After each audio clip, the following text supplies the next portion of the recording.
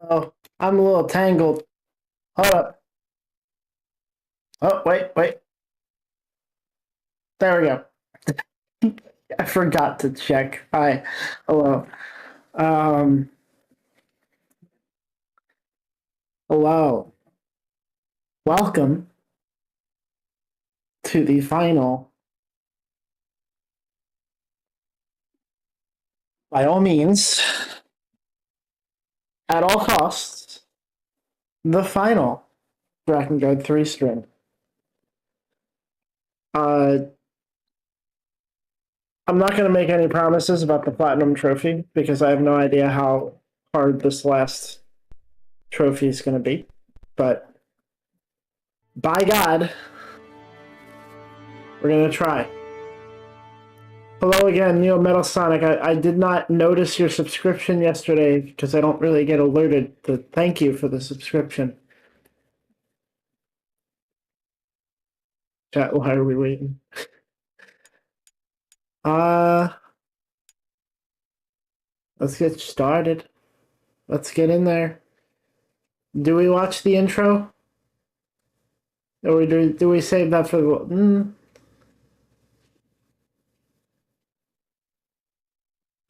It's gonna get the... Now that I'm streaming on YouTube, it's a little more complicated. But I don't really care that much because I'm probably going to keep the VOD private. Anyway, here we go.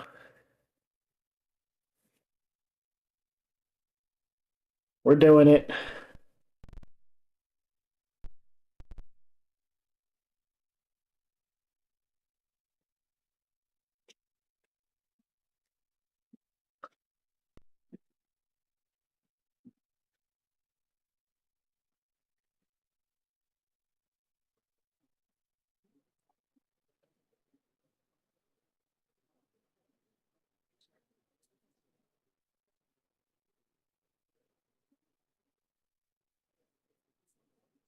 We have one more side quest. We have 2 more sets of weapons to read. We have 1 more challenge, and then we're done. Well, we have 1 more story to read, but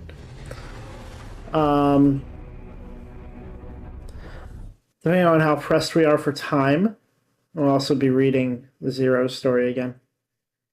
But here we go. Zero? What now? Can I go find a bush? I need to pee.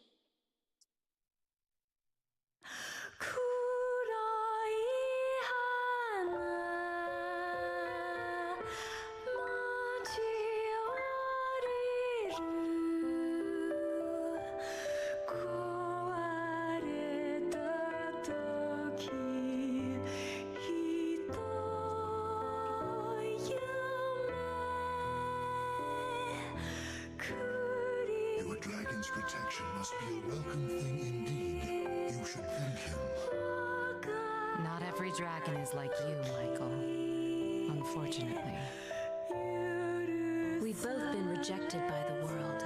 We both feel the same threat. And yet, here we are, fated to kill each other in the end.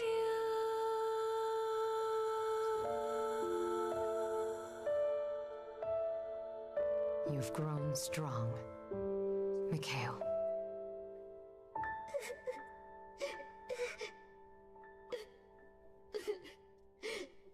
Zero, you big dummy!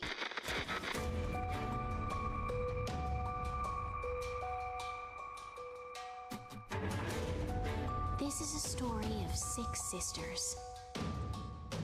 In a world protected by the power of song. But one of these sisters seeks to bring about the world's ruin. And she won't rest until all the others are dead.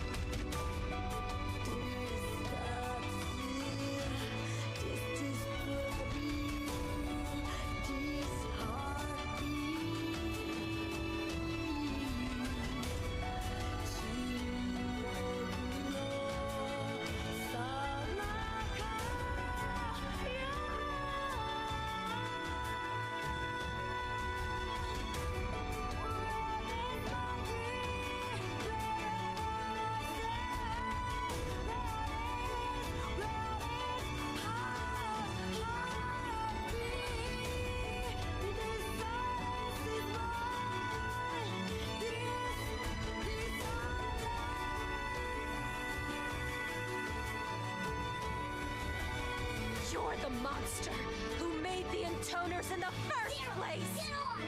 Let's beat him together! This is exactly the kind of insane world I've always wanted. How delightful! I must do this. It is my reward. I am just an idiot.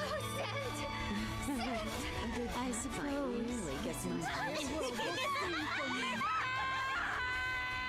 This silence is mine.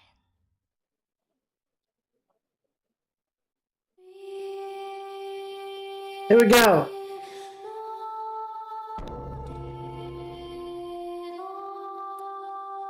PS3, let's go. Hell yeah. The song goes hard. Hell yeah. Why did they cook back then? Oh yeah.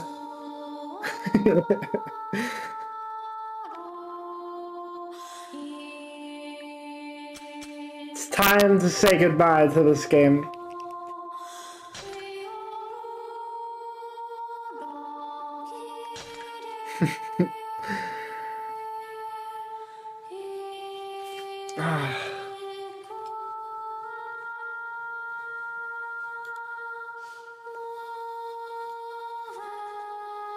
Let's turn the game down a little bit on my end. Hold up. Is that max volume? There we go. Alright. So, we're gonna start with the combat bracer stories. Then we're going to do the final side quest, and then we're going to do the chakram stories. Then I'm going to do the final challenge and see if I feel like it's feasible. If it looks like if you're getting really tired and you can't really stick around for long enough, I will probably read the final stories and then continue trying to get the last trophy. But hopefully it goes smoothly. Zelda vibes. This game is very inspired by a lot of things. And the director was very plain about the different references he wanted to make. I believe there's 2 big references to Zelda in this game. I'm only remembering one off the top of my head.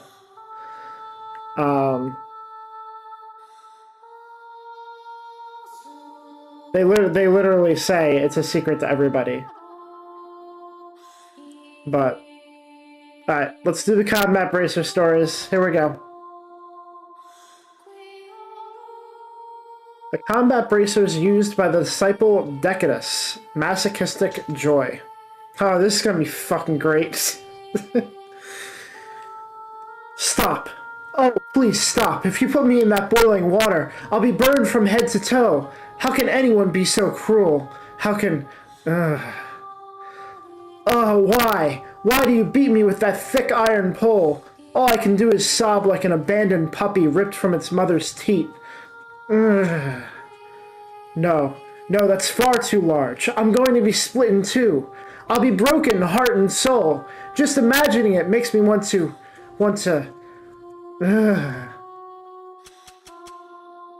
No, I'm afraid even I can't do that.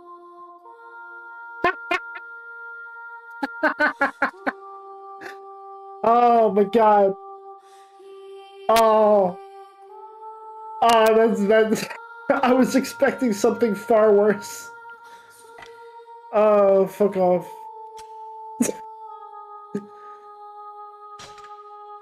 Iceborne Slayers. Well-honed combat bracers seemingly infused with ice. Bro, the mic. Did I peek or something? I'm sorry. With my laughing. At least it didn't get cut out. I hate when my like loudness gets cut out. When I'm actually loud. Have you ever looked into her eyes? They're mesmerizing. Like there's an entire rainbow held inside. They lock you into fleeting chains and leave you to fall ever downward. Have you ever caressed her skin? Smooth like a fresh snowfall melting beneath your fingers. You're captivated, left to wait until your heart rots into a small dark mass. Have you ever heard her voice? A clear prodding voice like a ripe peach.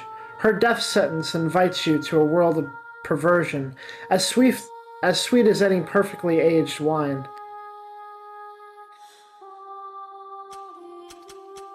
Her prey are placed in ice where they offer up their lives for eternity.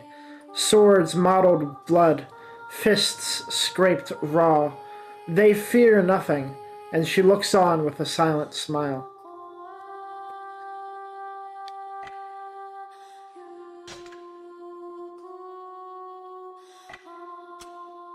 Golden petals, heavy claw-like bracers seemingly modeled after flowers. In a poor village deep in the arid mountains lived a devoted nun. Her quiet prayers soothed the hearts of the people, a lone flower blossoming in the wastelands of their minds. One day, a disease struck the village. The victims shriveled into mottled invalids before dying in enormous pain. And though the nun prayed and prayed, the illness ran rampant. As she prayed, buds began to sprout from the corpses. As each villager fell, new flowers grew, and soon the entire village was filled with their sweet aroma. None knew what happened after that, but where the villagers' homes once stood, a vast field of flowers can now be seen, their forever blossoming petals fluttering gently in the breeze.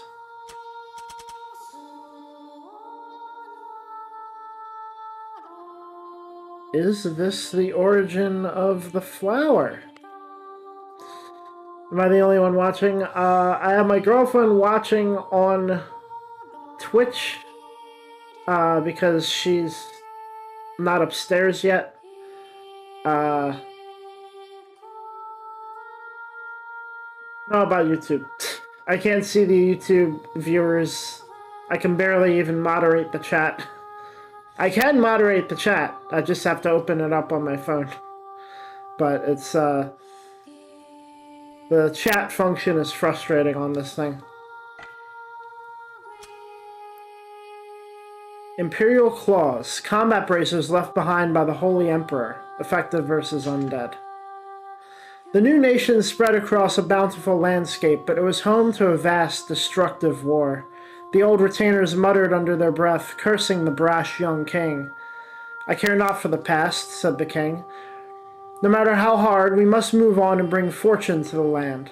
And so he began a never-ending war against their neighbors. The land's resources filled the kingdom's coffers for a time, bringing prosperity to all. But eventually the land began to run dry, and the people grew weary of war. Despite the losses and deaths, the king refused to give up. He would not cede the promised land, no matter the cost. I shall save what happened next for another time. Crimson Impalers. Combat bracers once made from spines that once grew on a monster's body. The monster's body was covered in terrible spines. One day a small bird landed nearby and spoke with the monster. More than anything, the monster wished to touch its new friend. Soon the monster decided to remove the spines, though it caused terrible pain. The monster screamed for 7 days and nights, terrorizing villagers at the foot of the range. The villagers feared the monster was going to invade, so on the 7th night, they climbed the mountain with weapons in hand, where they found a pile of bloody spines. In the center of the pile was a strange creature that had died during the night. By its side, a small bird with red-stained wings gently nuzzled the creature and cried.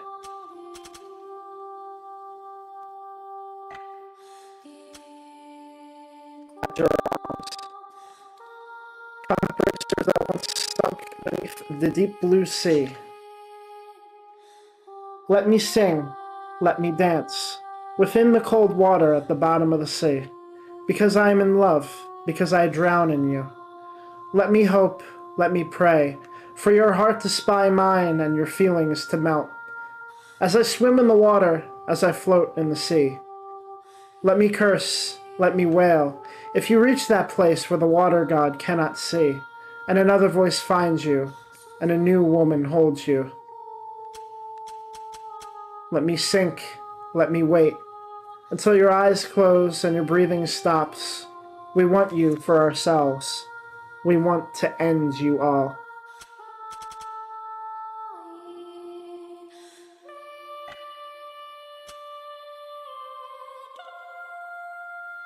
My mic glitched?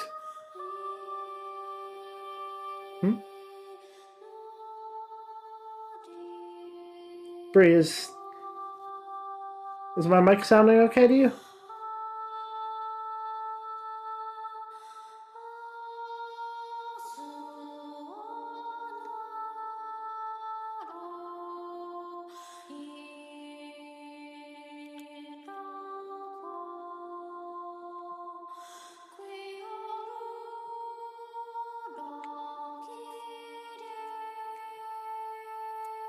Mic glitched as if the headset wasn't completely pushed in. That's what it sounded like.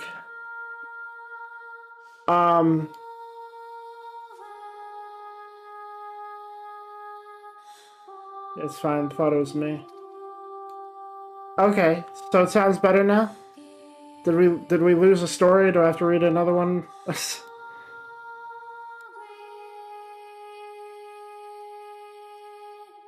I mean, read one again or something.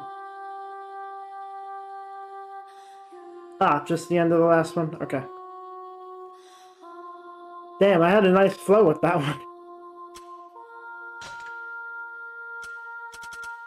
Let me sink, let me wait, until your eyes close and your breathing stops. We want you for ourselves. We want to end you all.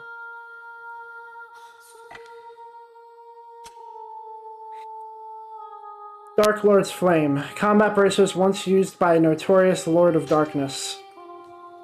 The words of the curse dug themselves into my ears. The hate hidden in justice's shadows became a poison. The overwhelming light stole away my vision. Under the banner of freedom and liberty, a dark shadow is cast. I lost my voice in the face of never-ending despair. How could hope have been so extinguished? I strain to bury deprivation with my mind's new justice. The chaos of war shall burn it anew. It is only a matter of time.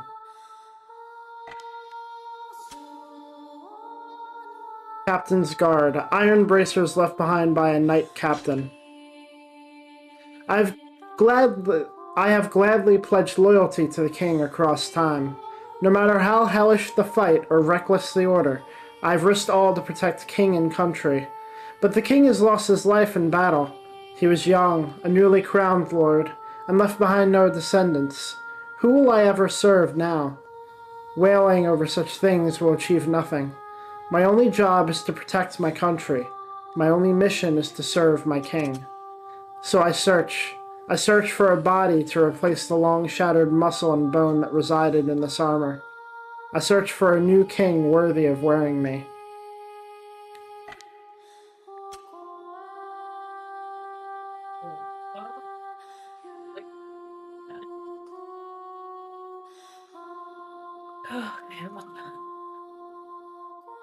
Deathly briars.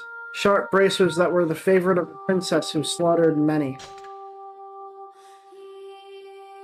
Sing, sing, sing. Let me sing, let me sing, let me sing. Of the seas, of the skies, of my hopes, of my prayers.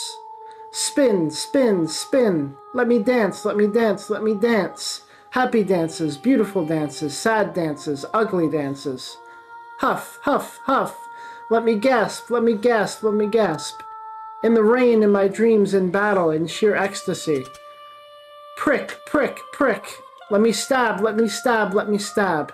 In your skin, in your eyes, in your tears, in your screams. Tyrant's playthings. Cursed combat bracers left behind by a witch. The land was ruled by an empress witch who used magic powers to govern her people. She was a cruel, oppressive ruler who took joy in slaughtering innocents at random. But the empress was restless, torturing victims, drinking fine wines as they screamed. It was fun, yes, but even fun grows wearisome when repeated too often. Many would-be heroes came to the castle, united by dreams of my death. The first few were enjoyable enough, but now it's just a chore. They're all so simple-minded. If no hero is strong enough to defeat me, I'll just have to make one myself. I need a strong child, a terrifying hero, one with enough power to topple his own mother. Does your avatar look like Rosalina from Super Mario Galaxy? I love this hairstyle. My friend made the my friend did the model in a character creator for me, but I generally like the style. What is it? V-Roid Studio, I think, had this hairstyle in it. I like Rosalina. It's hard for me to decide which one's my favorite, Rosalina or Daisy. Dark Seal Order. The heavy spiked bracers of a banished underworld lord. He is a great and powerful king. Do not tell him what to do.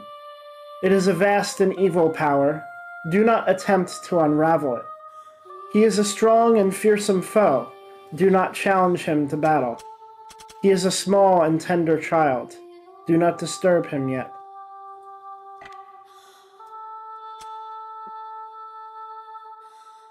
Thor's Claws. The combat bracers used by the Intoner 4.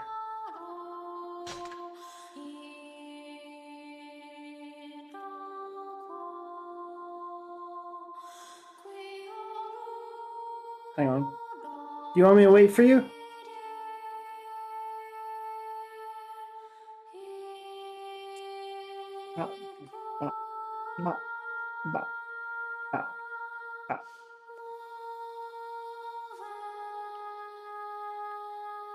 I'm gonna commission a better model eventually. What? Oh, you were just saying you're here. Yeah. My sister, 1, calls me 4. My name is not 1, nor is it 0. I may not be the first sister or even the second, but I'm not the last either. I'm supposed to be a superior creation. I'm supposed to be better than my younger sister. Better in everything. Everything, everything, everything. Tonight, yet again, I find in myself the essence that composes me. And then, under a cold blanket, I sleep.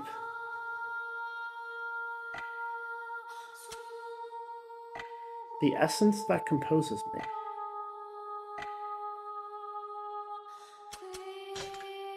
Is that a pseudonym for masturbation? Probably. Because she wouldn't give it up. She really wouldn't. Alright. Time for the final side quest. Yay! The final survival.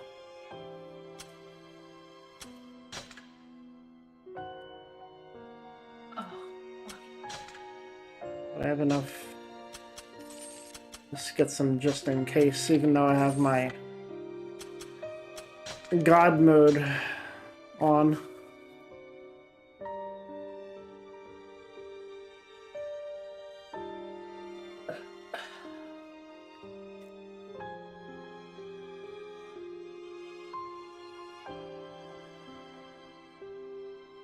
How old are you? That's my girlfriend. I am 30. She is 30 as well. Our birthdays are exactly 1 day apart. Ooh, we got different music here. new music? Yeah. How fun!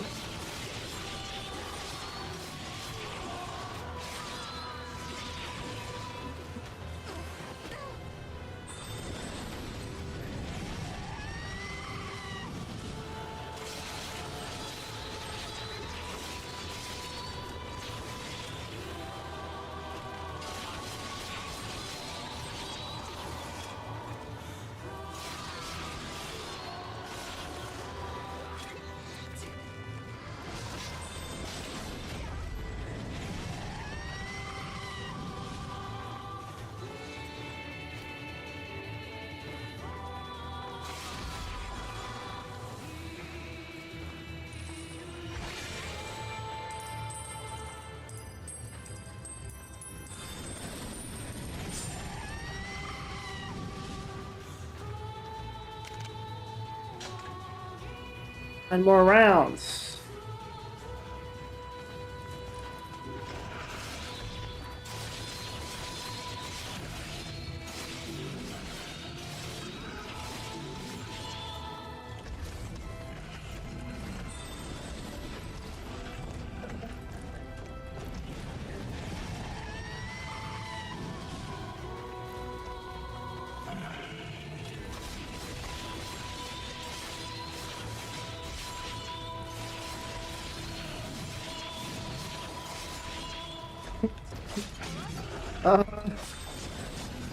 She has a very, I mean, I am a guy,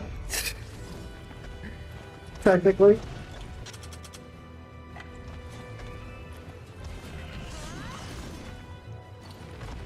And she has a, I have a higher pitched voice. yeah.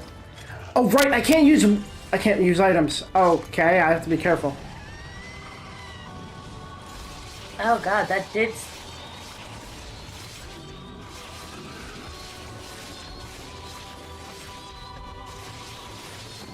Yeah, that sounds weird. What? Hearing my voice, I forgot what I sound like. I haven't listened to myself in a while. Oh shit! I didn't read it. Your sister, that's Cole. Oh no.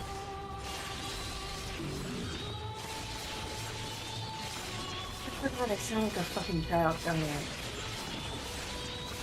God damn.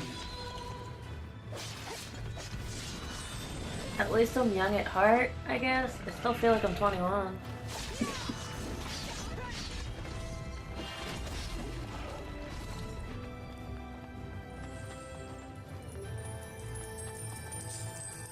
Money!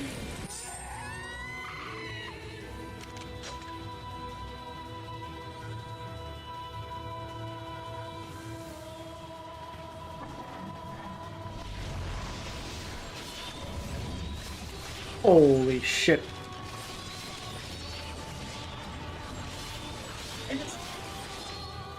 Huh?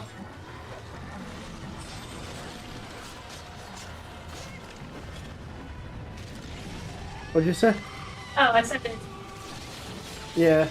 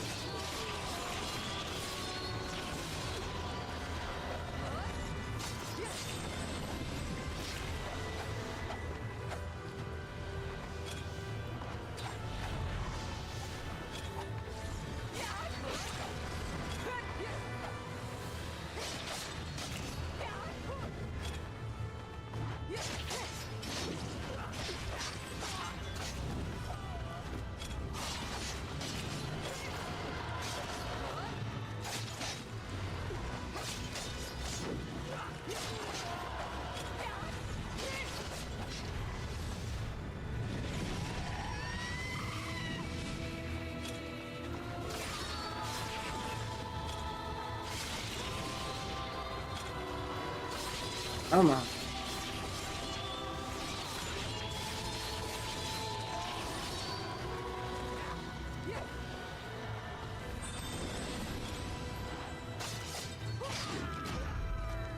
Oh yeah.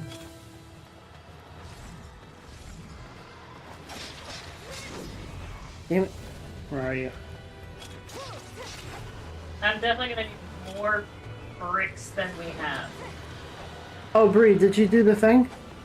What The thing? medicine. The what? The medicine. Oh.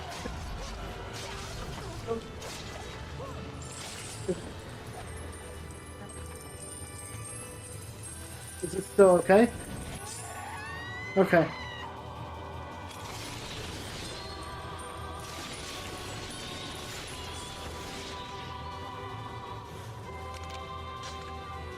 Seven more rounds of this.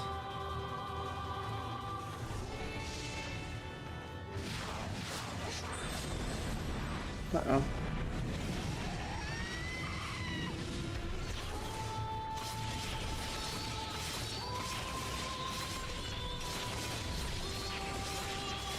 Can't wait to see how much money I make from this, even though I really don't need money anymore.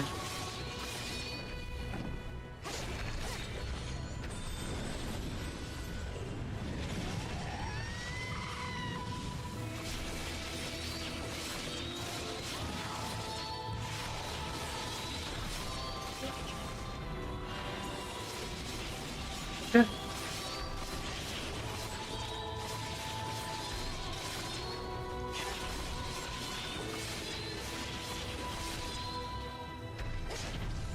I'm gonna power up.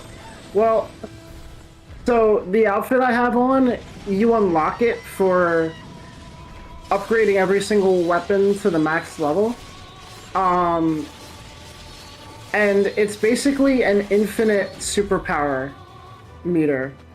So, but unfortunately, they make you power up over and over again, which is really dumb. So I have to keep powering up over and over again. And there's even a, like, tiny little cooldown for no reason. So, like, you'll power down, and you have to wait, like, a second or two before you're able to do it again. Like, you know why I'm using this. And that second or two is so negligible. It's like, you're giving me an auto-win button. Just let me auto-win.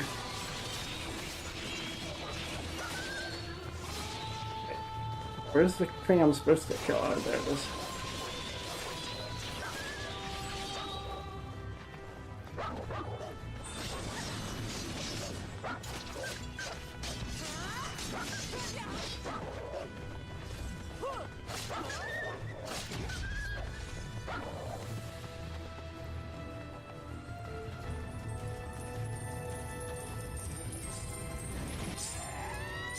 You good? I'm getting there. Trying to find a non-tender spot. 5 more rounds.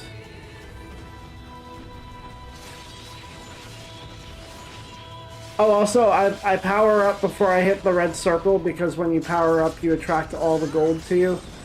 Apparently I missed 2 coins there, but it's whatever.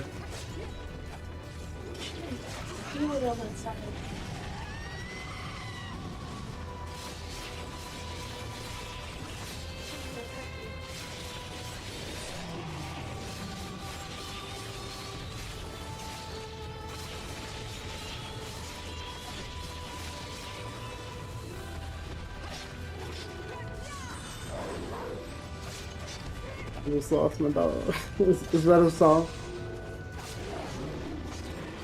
I'm assuming it's a song.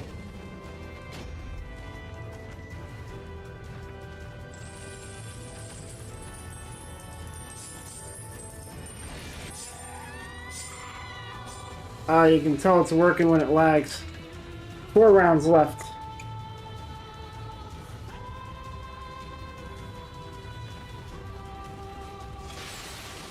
Ooh. That felt good.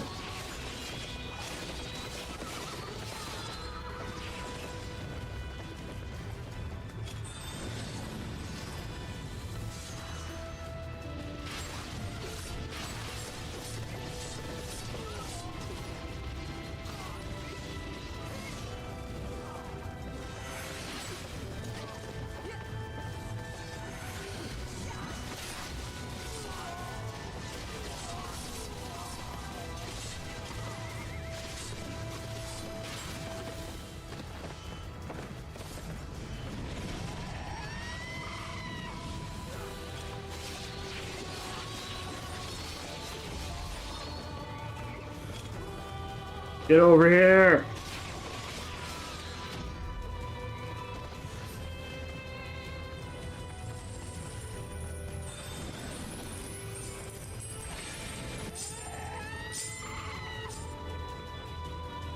So much money. 3 rounds left.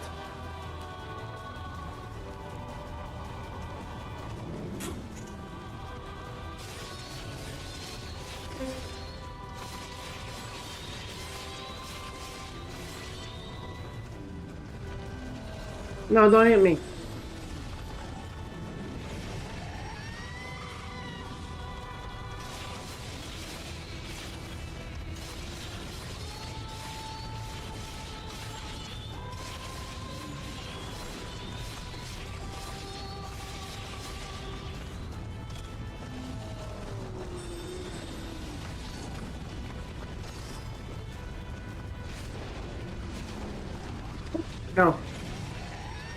Can't chance that. I was gonna play around and use my other weapons, but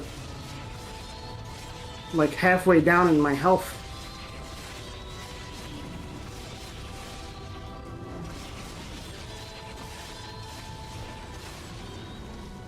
Alright, run. Okay. Okay. Why is bro fighting Pokemon?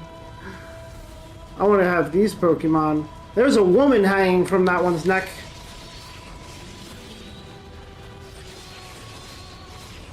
What? Oh. Yeah. Yeah!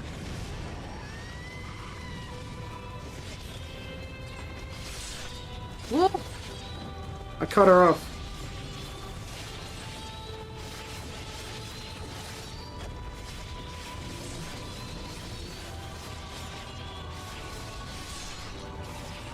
There we go.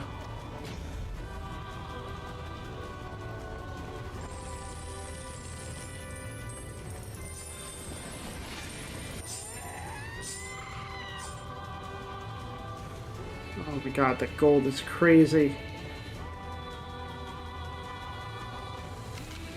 2 rounds left. Wonder if the final round's gonna be fucking crazy. Oh, these guys are fucking crazy, I'll tell you that much. I can't imagine doing this without the auto win button. It'll take you forever. Huh? It'll take you forever. You still haven't done it? Oh.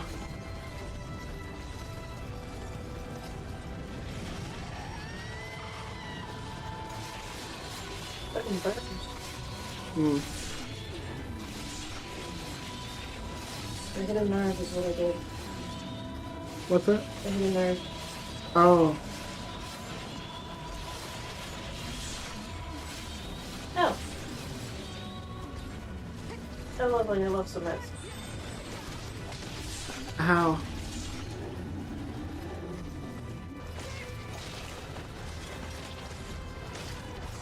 Oh.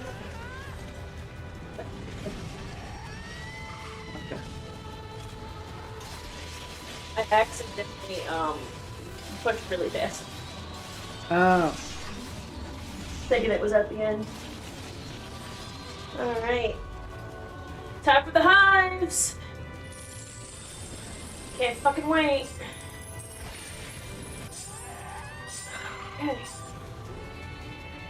Okay. Final round. What kind of crazy shit is this gonna be?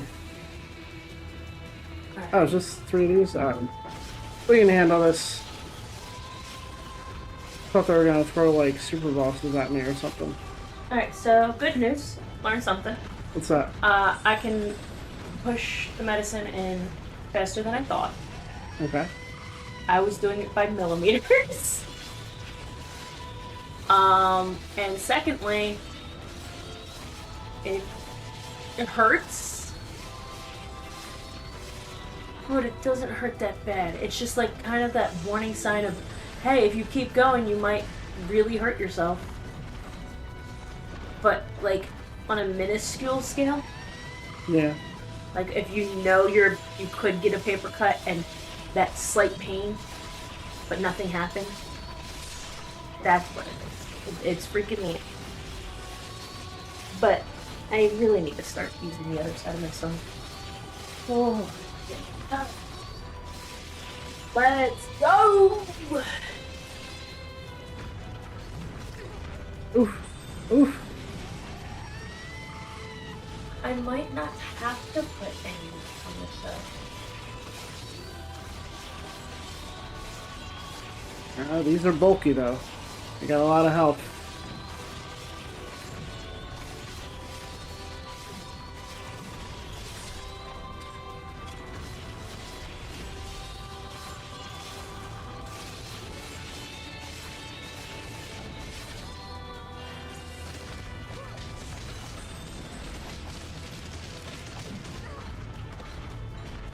I was so close to 100.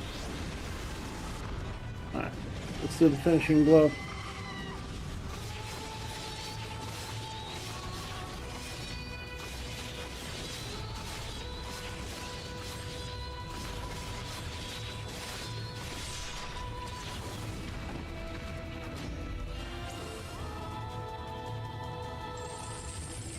You survived every round. Bonus obtained.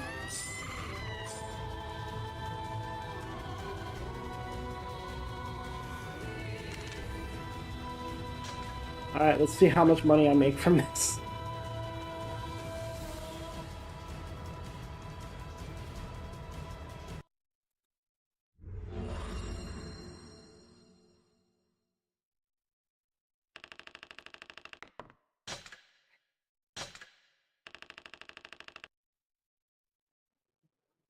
$363,000. I have 833,000 gold. And black base material. Let's see that trophy pot. Last request.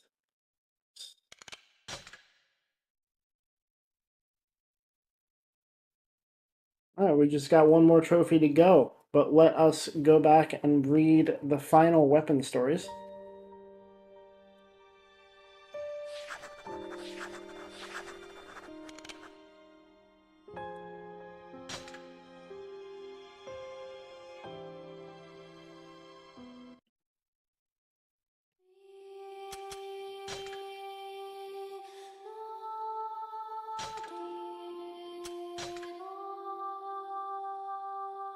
Everlasting Ring, the chakram used by the disciple Akta. A journey is an enjoyable thing, especially one to learn the secrets of a woman. It's ever so exciting, which you can see for yourself if you move your eyes just a bit lower. Climbing those 2 mountains is so enjoyable, feeling the soft ground beneath you, stuffing yourself with the small fruits found at the peak. Ah, that I had more mouths. It's wonderful to rest in the mother forest, whether your nose follows the aroma of the underbrush or you dare explore the dark cavern that lies below. Ah, what bliss. And let us not forget about a hike to the spring. A generous drink of the liquid overflowing from deep within my beloved pond would be enough to harden up anyone's weaponry.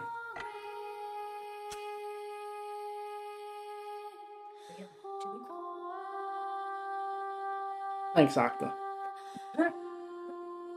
Electro Shocker. A chakram as sharp and piercing as a blazing thunderbolt. The boy ran. His blade, which seemed far too large for his small frame, cut through the garrison like warm butter. Heads rolled, blood flew. The boy kept running. He cried to the captain, "This is for my brothers." He made his way forward, mowing down soldiers in his wake, but the lancers took his life before he could reach his goal. Looking down from his steed, the captain ordered his men to dispose of the body. Then he rode off without a word, refusing to think of his son lying in the dirt behind him. The captain had 3 sons left, and the one who slew him would gain all that he owned. Such a ridiculous game. As he rode away, he prayed the gods would take him soon.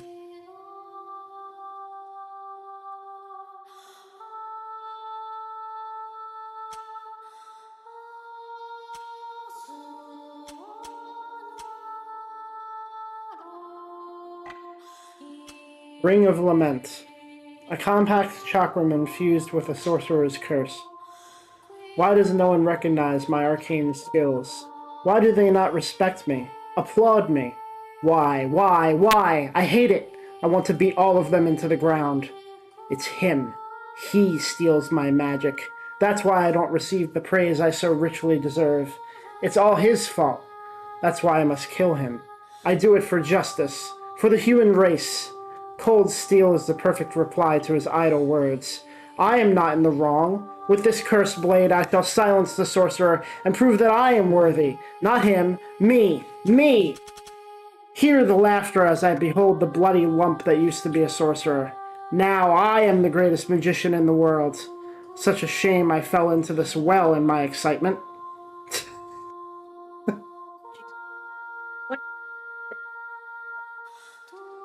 What is it? So it's thin, and it just goes around. Okay, for what? The thing instead of the bricks. Oh. Because If you look at it, I need that much to hold all that soil in. It's too much. And I just looked on Amazon to check to see pricings for bricks.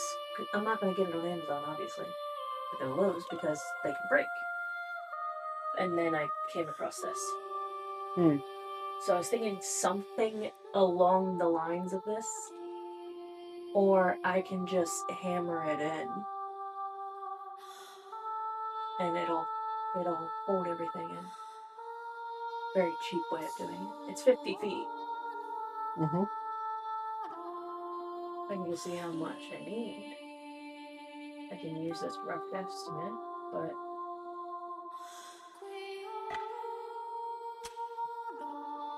just saying. Yeah, I need 41 feet of brick.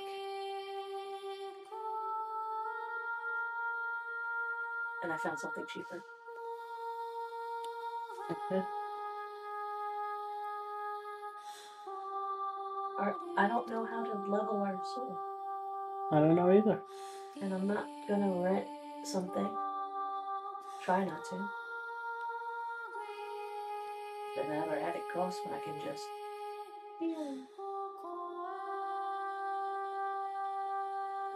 We'll see when they come. Okay. I won't get it until then. Azure Cleaver. The chakram said to have been stained blue from reflecting ocean waves. The small island was surrounded on all sides by the sea. It was a quiet place, blessed by beautiful verdant nature. And once it was where violent criminals were sent to die. Atop a cliff was a grave etched into a bladed blue ring. Fresh flowers covered it every day. "Who lies here?" the young boy asked. "A criminal," responded the old man. "Then why the flowers?" asked the boy. "Because," said the man, "he led a revolution in an attempt to improve the lives of all. Here he led a pure life, and here he finally died." And with that the old man fell silent and gazed out to sea. The grave's blue ring reflected the blue of the sky, while the waves added a dark tone to the sharpened blade.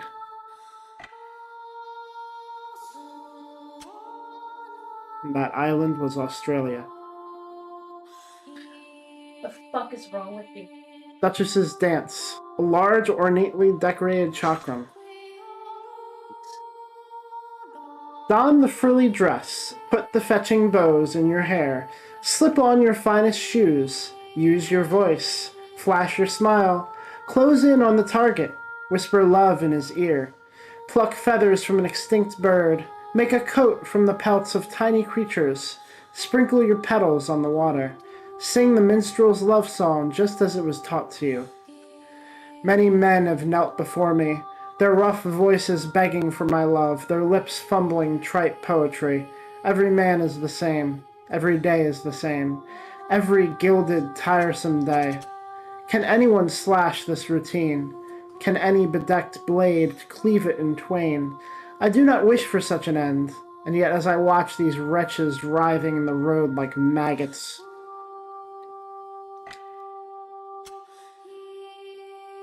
full of divine law, a chakram said to espouse the way of the gods. The 10th blade, throne of the false god, may its force echo as the gods across the land. The 11th blade, nightly darkness, may its soul be as noble and lofty as a stout knight. The 12th blade, queen's thorn, may its beauty be as pure as the reigning empress. The 13th blade, thunderous king, may its power be as eternal as our beloved ruler. Okay. Vidofnir's blade, a compact chakram modeled after the feathers of the bird Vidofnir. Once there were two brother roosters. The elder was courageous and bore strong, sharp claws, while the younger was extremely quick-witted and intelligent. One day the gods gathered the birds of the world and said, "I shall grant the right to rule to the bird who ascends the world tree." And with that the birds were off. The winged birds flew up, but were burned by the sun. The clawed birds climbed up, but were consumed by snakes. Only the roosters, working together, managed to reach the top. "Fight," said one of the gods. "Only one of you may rule." But the brothers leapt at the god and removed his head. And there they sit still, feasting upon his entrails atop the tree. Beautiful.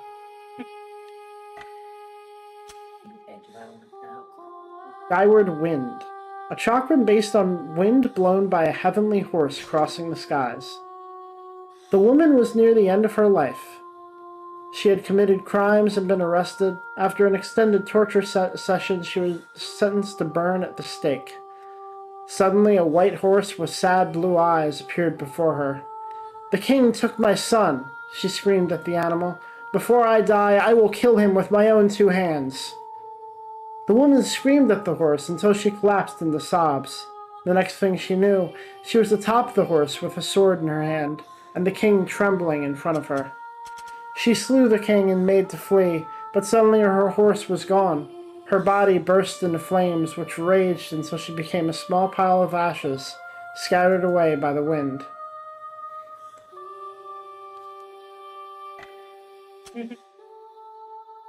Careful what you wish for. She did not wish to stay alive afterward. Widow's Sin. A large chakram with multiple spikes designed to bewilder foes. Once there was a girl and 2 boys who were friends. One boy went to work for a landscaper. The other became an army captain. The girl grew up to be stunningly beautiful. One day, the girl's father died. To provide for her poor family, she decided to marry her friend, the army captain. He was scheduled to head to the front lines the day after the wedding. The captain smiled and swore to return. It was the last time the woman saw her new husband smile. He died soon after, leaving her alone with their home and beautiful garden. The garden changed with the seasons, giving the woman peace. Yet until the day an illness took her at a tender age, she never knew her other childhood friend was the one tending to it.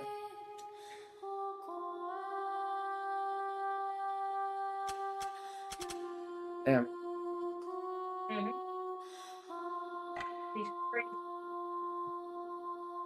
Imperial Coffin. A chakram left behind by the Holy Emperor, effective versus undead. It was a blessed land, a paradise with endless resources that guaranteed peace and prosperity for any nation. Men had fought each other over it since time immemorial. The king fought for the promised land at the cost of his nation's health. With disease ravaging him, he asked his son how this could truly be the promised land. Why were people willing to sustain bloodshed for the sake of the land? If it were truly a blessing, why had it been the source of so much senseless pain, loss, and hate? The old king breathed his last. As the prince sat silently by his coffin, he swore a silent oath. What story would he weave once he became king? That's a tale for another day. Well, there's no more tales in the game. This is the last one. One's chakram. The chakram used by the intoner One. I am the first, and as my name suggests, I should have been the only. My foolish sister invites destruction, and I will give her a suitably foolish end. Our mission is to guide this world, to move it down the correct path. I know what I hoped for, what I lost, what I took, what I sought. I knew that I would soon gain full knowledge of the song that coursed through me. But is that really true? How can I be sure that everything we know is correct?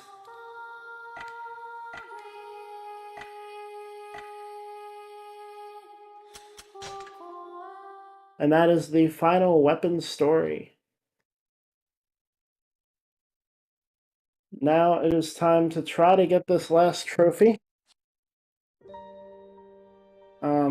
I did a small amount of research to try to discover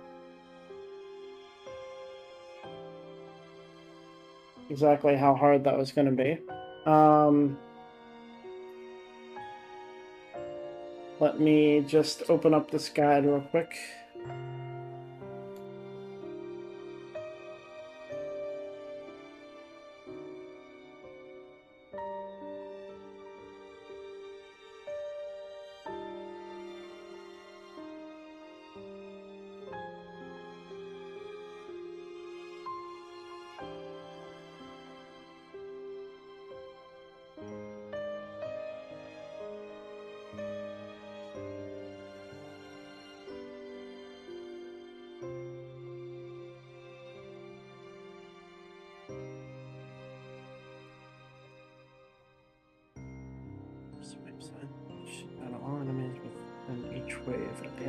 the game will tell you. You get a perfect bonus for killing them all, so simply restart if you didn't get it. There are 3 possible places. Personally think right before the boss battle in Chapter 2 is the easiest. While there are more rounds, enemies stay on the screen longer and they are more stationary. When multiple enemies are on screen, lock on and attack them all at once by pressing and holding a square. In the case of Chapter 2, there will be enemies throwing rocks at you, so just keep on shooting by mashing square at them instead of locking on. Another tip is to keep holding square and moving the aim across the screen so you can lock on the enemies before they even appear on screen, improving the time you take to lock and take down the enemies. Don't panic after you successfully get the bonus on the first wave. Alright. I have read 2 guides.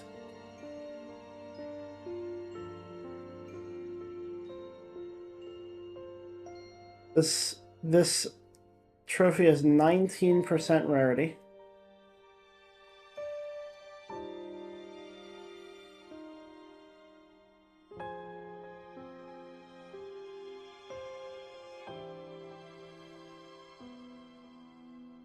Platinum trophy has 11% rarity. Oh, wait a second. This website has people listed. Hold up. Trial period, Gold Master, Weapon Maniac, Sword Master.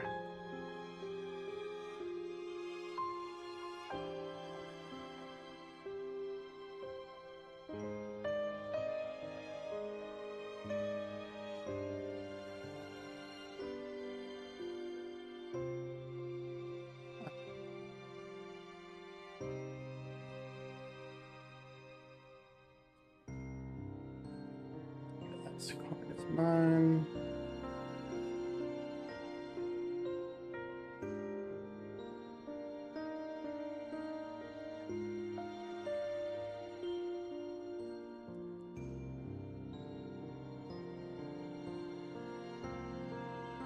I feel like they changed the title of that. Hold up. So wait.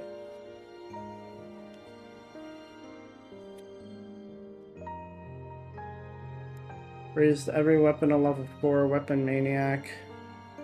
I should be on this list.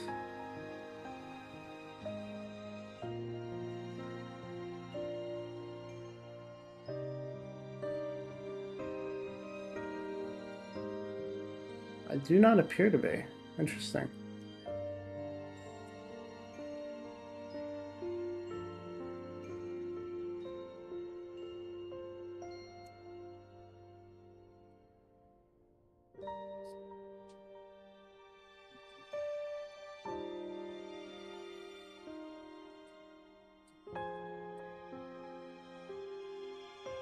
So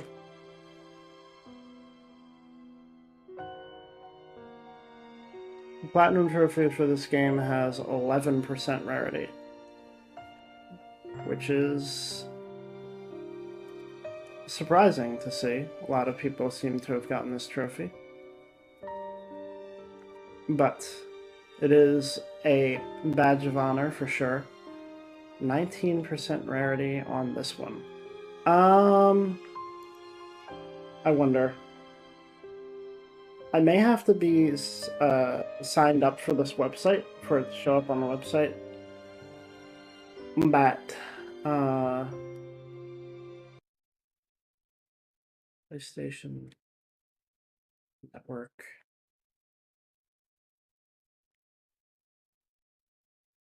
Huh. So system software update is required. Okay. Oh, we'll do that later. Try to merge my shit later. Said chapter 2 is the best place to do this. Hopefully this does not take much time.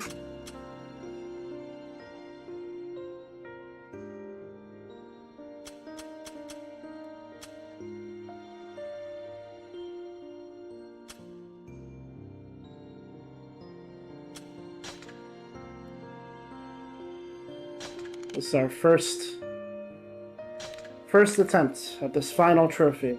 Hello, Haas. Welcome.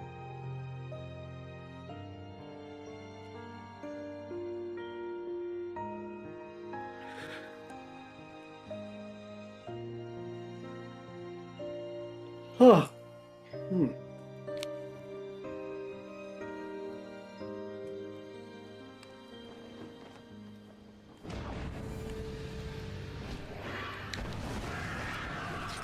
Being high up like this is nice, huh? If you like freezing. Really? You're cold? It feels great to me. Yeah, well, I'm not covered in scales and blubber. Lots of wyverns around here. Must be for song work. Just a bunch of low-class random whiners. They can't even talk or understand language. And don't get me started on those pathetic wings. Come on, let's roast these wyverns. Let's roast them all. Wow, you're like a different beast when you're talking about wyverns. Thanks. That wasn't a compliment.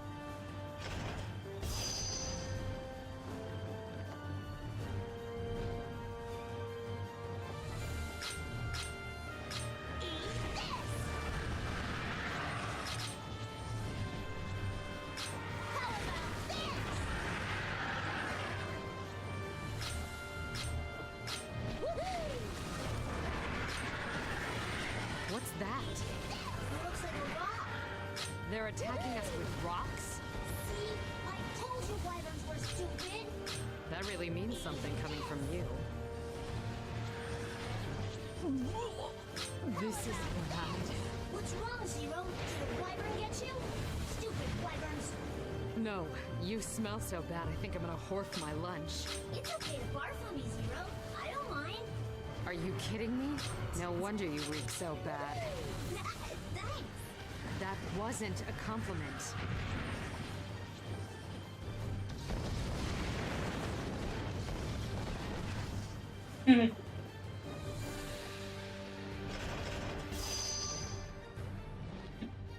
I missed the short fuck story. I wanted to catch that. Oh, I haven't read the last two short stories now. Although I don't think they're gonna be as funny as the ones I've been reading. Boy, those are some big clouds up ahead. God, look. Weird. A little too weird. God damn, look at that. Alright, sorry. I'm good. Zero, it's storm too hard to see up ahead. Should we try going around it? What do we do, Zero? Zero? Ugh, damn it. It's so cold I think my brain just froze. We'll snap out of it. We still got 30 stinking wyverns to kill. Damn it, I can't see anything up here. Eat this! Woohoo!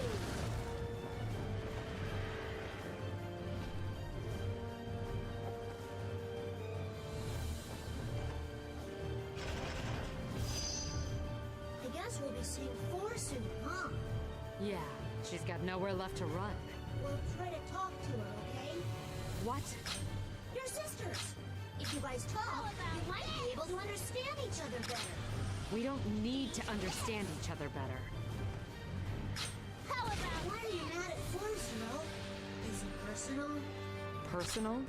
Why, did she steal your ice cream as you lived or whatever? It's not about that. I just want her dead. But why? All sisters want to kill each other. Most just don't follow through. How about this? Woohoo! Eat this!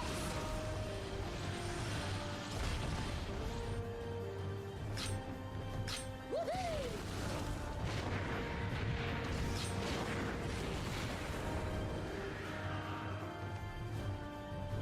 Basically, the objective here is to kill everything. If I miss one, I have to restart.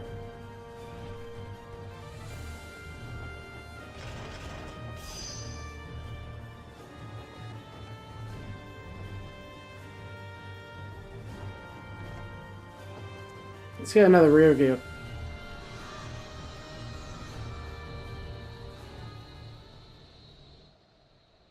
Zero. At last. My wayward sister finally arrives. Yeah, it took a while. All your chicken shit running around didn't help. Sit still so I can kill you quick. I have no wish to fight you, sister. Oh? Don't you know how much I admire you, Zero? I always have!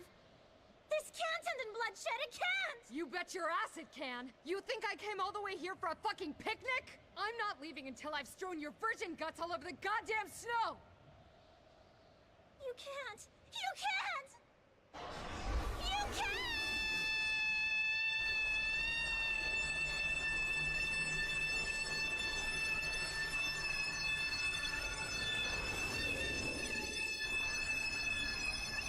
Behold, the fourth song! Impenetrable shield of antiquity! The rare power granted to our own. The stout citadel that protects us. Cast your blighted sins upon these very skies. I, Decadus, summon thee in my name. Fucking, this is so good. Uphold! The way this beat turns into a song. So fucking good.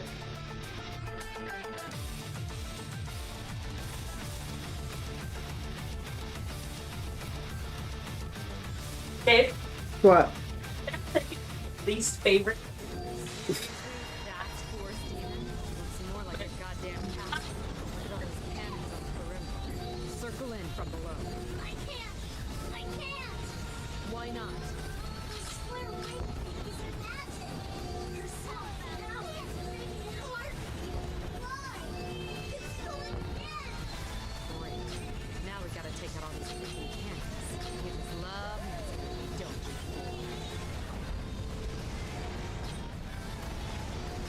Zero, we're gonna get sucked in! Just stay calm and watch where you're aiming. Like the music, is the whole game banging like that? Yes. I don't hate you. I just want to kill The you. whole series has an incredible music. Shut it, would you?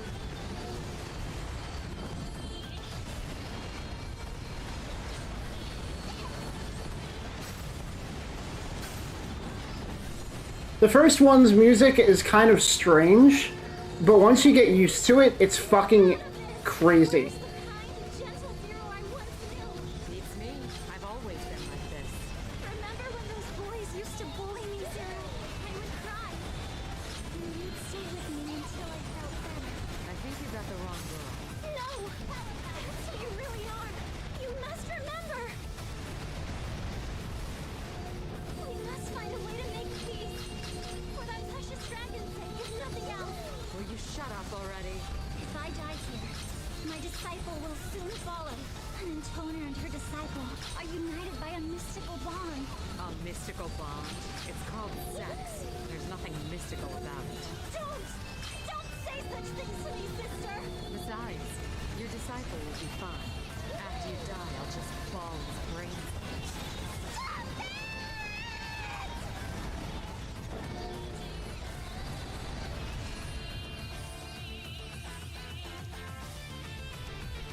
Like McGordon stuff. Oh hell yeah. McGordon's a fucking legend.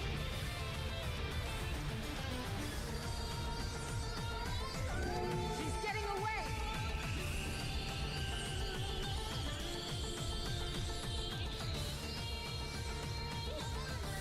God damn, she's stubborn.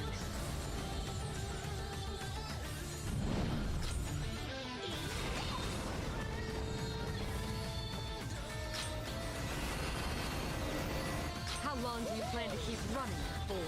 Just lay down and die. You can never defeat me, sister. Oh my god. I'm so powerful. Shit. Time's up, 4. If you want to say a little something before you go, now's the time.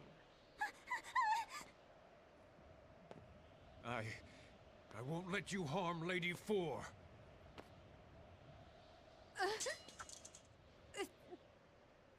Stop. Stop. I have to kill her. No, don't come out. Not now.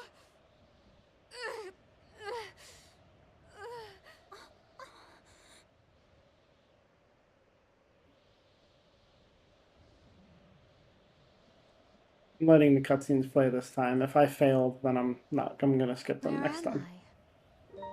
I love this cutscene. Zero? Four? Why am I... What's going on? Where are we? Zero! You're here!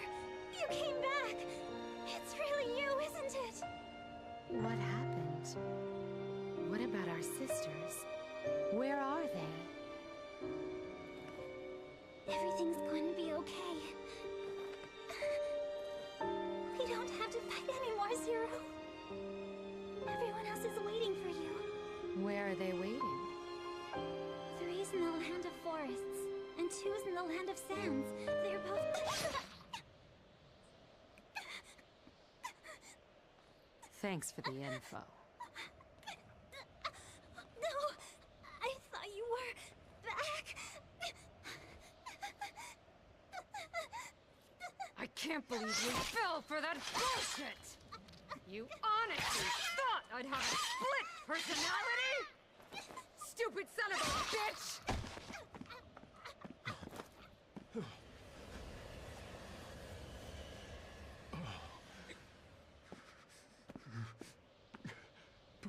Please, kill me as well. I kill my sisters. I take their men. Go clean up. Front and rear. We meet tonight. Front and rear? So who's next? 3, huh? 2 intoners down, 3 to go.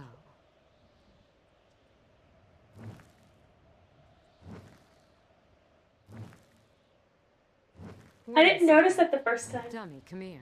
Huh? Don't you look different from before? Different? Whoa! What the heck? Whoa. Whoa! Whoa. I love that so much. And yeah, I heard about the Mick Gordon thing. Him and Bethesda falling out. Oh, They had a moment, Dave. yeah. I did it. Oh my god, I did it. First try. I got every trophy. Oh, fuck yeah. Dave, What? I didn't notice him holding his junk as she died. Yes. Yeah. Falling to the ground, still holding his junk. He came in his pants. Death is the ultimate pain. Yeah, it is. She also was slicing her up.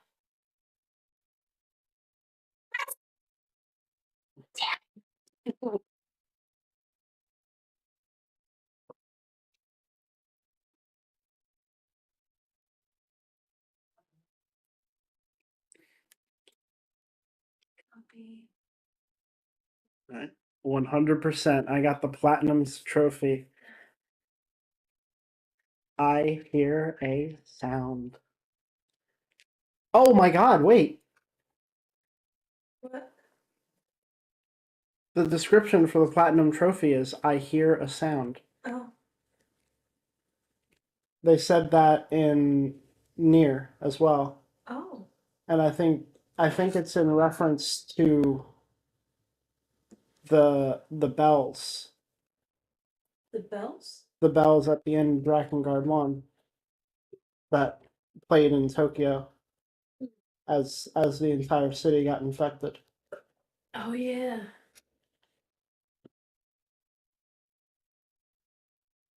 My keeps cutting out big time. Is it when Bree is talking or is it when I'm talking?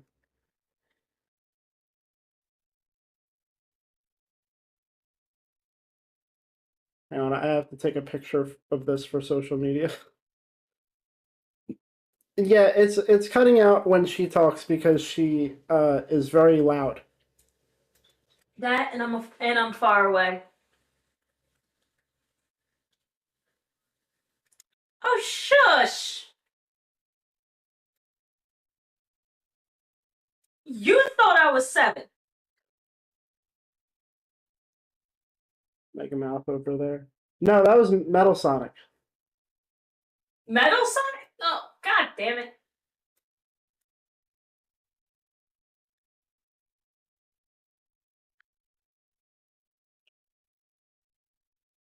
All right, looks like we're going to be ending early tonight. It's time to read the final stories. Nice. I'm still awake.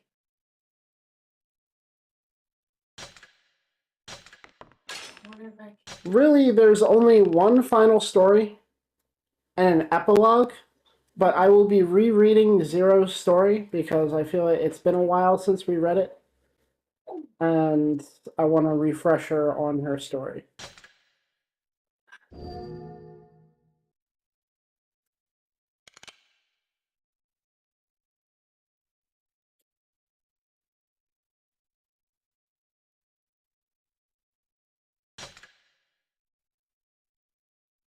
I would tell if I like you. If I don't, I wouldn't jab you at all.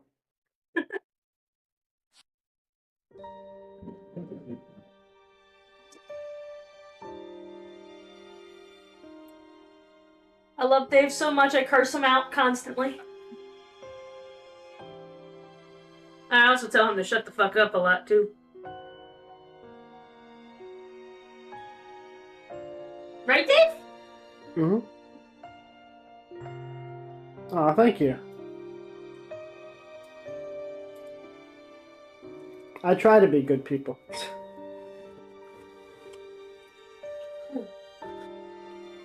Alright.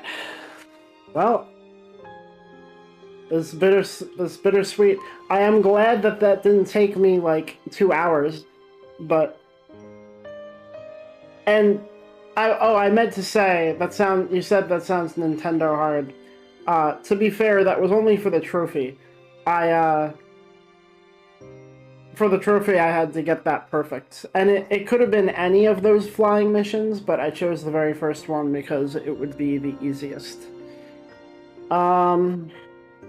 It is also one of the longest, though. So, it's a little bit of a 50-50, you know. But, here we go. We are going to read. We're going to be ending this stream by reading a lot. I have to drink a lot of water. Hold up.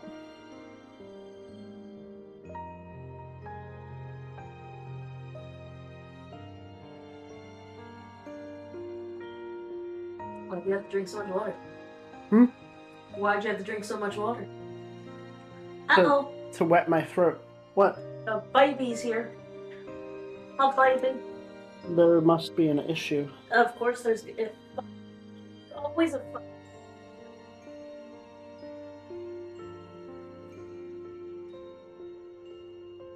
See.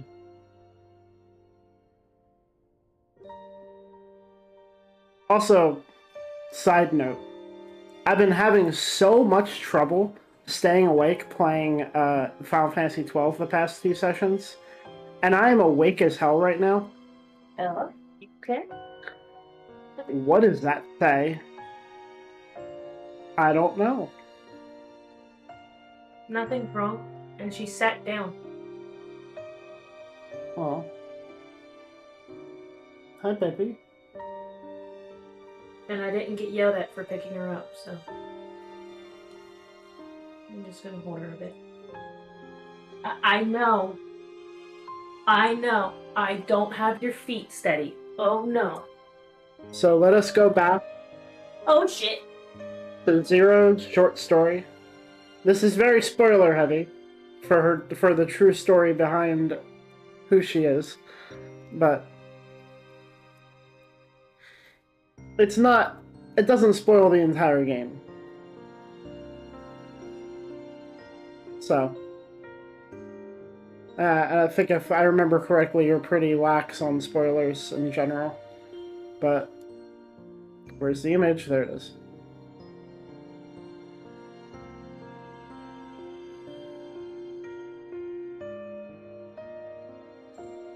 Open up. Bye.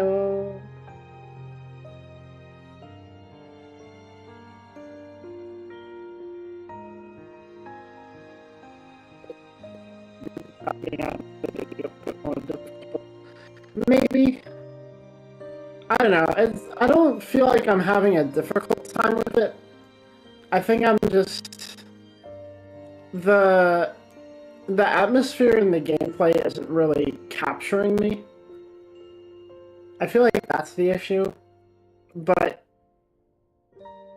it's not total. It's not like I hate the game. It's not like I hate myself playing it. It's just it's not.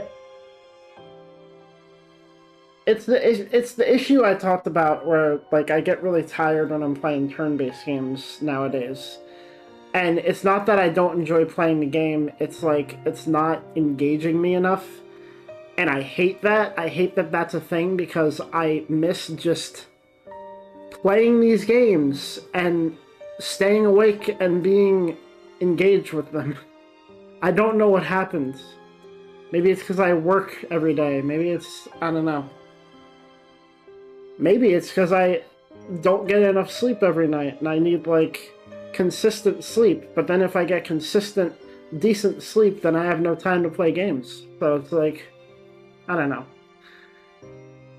Read. Huh? I'm just telling you, read. Anyway. I'm not... I'm really struggling to convey my feelings towards Final Fantasy XII because I am enjoying it. And I'm trying not to say that I'm not enjoying it. And at the same time, it's hard to say... It's hard to say if I would enjoy the gameplay. You know, if I was in a different, like, body, if I was in a different stage of my life, or, you know, but it's just like because I have the fast forward button, I feel like it's clouding my ability to like see, to judge the game. I feel like I don't have an accurate representation, but like every time I turn off the speed up button, it's just like, keep going, like, nah, this is way too fucking slow. Maybe that's it. Maybe that is my judgment of it. Because because without the speed up button, the fighting is just too slow. Maybe that's it. I don't know. There is a battle speed option that I haven't touched. I'm gonna try putting that to the max, see what happens. But I don't know. And also, I have the wait mode on, so like I get a break when I select items and shit. Would I enjoy it more if it was even more brutal? Like when I select things, I have to like, kind of like in Final Fantasy like 7 or stuff like that. Would I enjoy it more if it was more dire?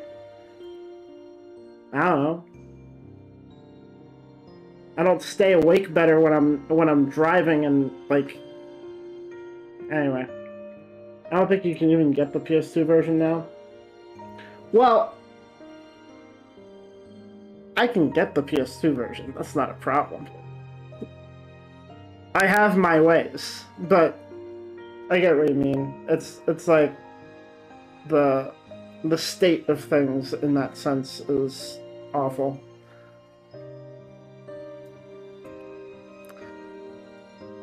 Need the actual disc, and the digital ones are all Zodiac. Yeah. Alright, but let us read. We are on...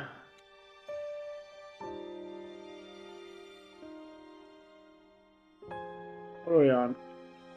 Where's the opera? Oh, wait, hold up. Open image in the tab.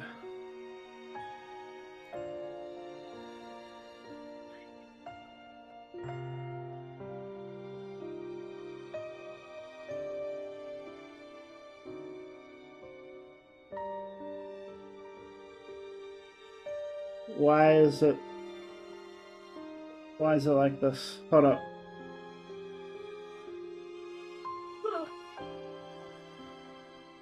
What? Why is it like this?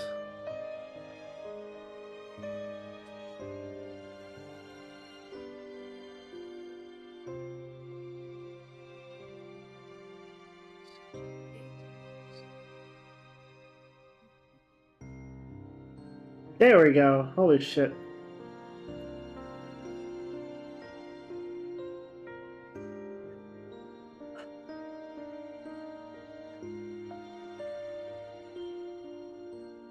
All right.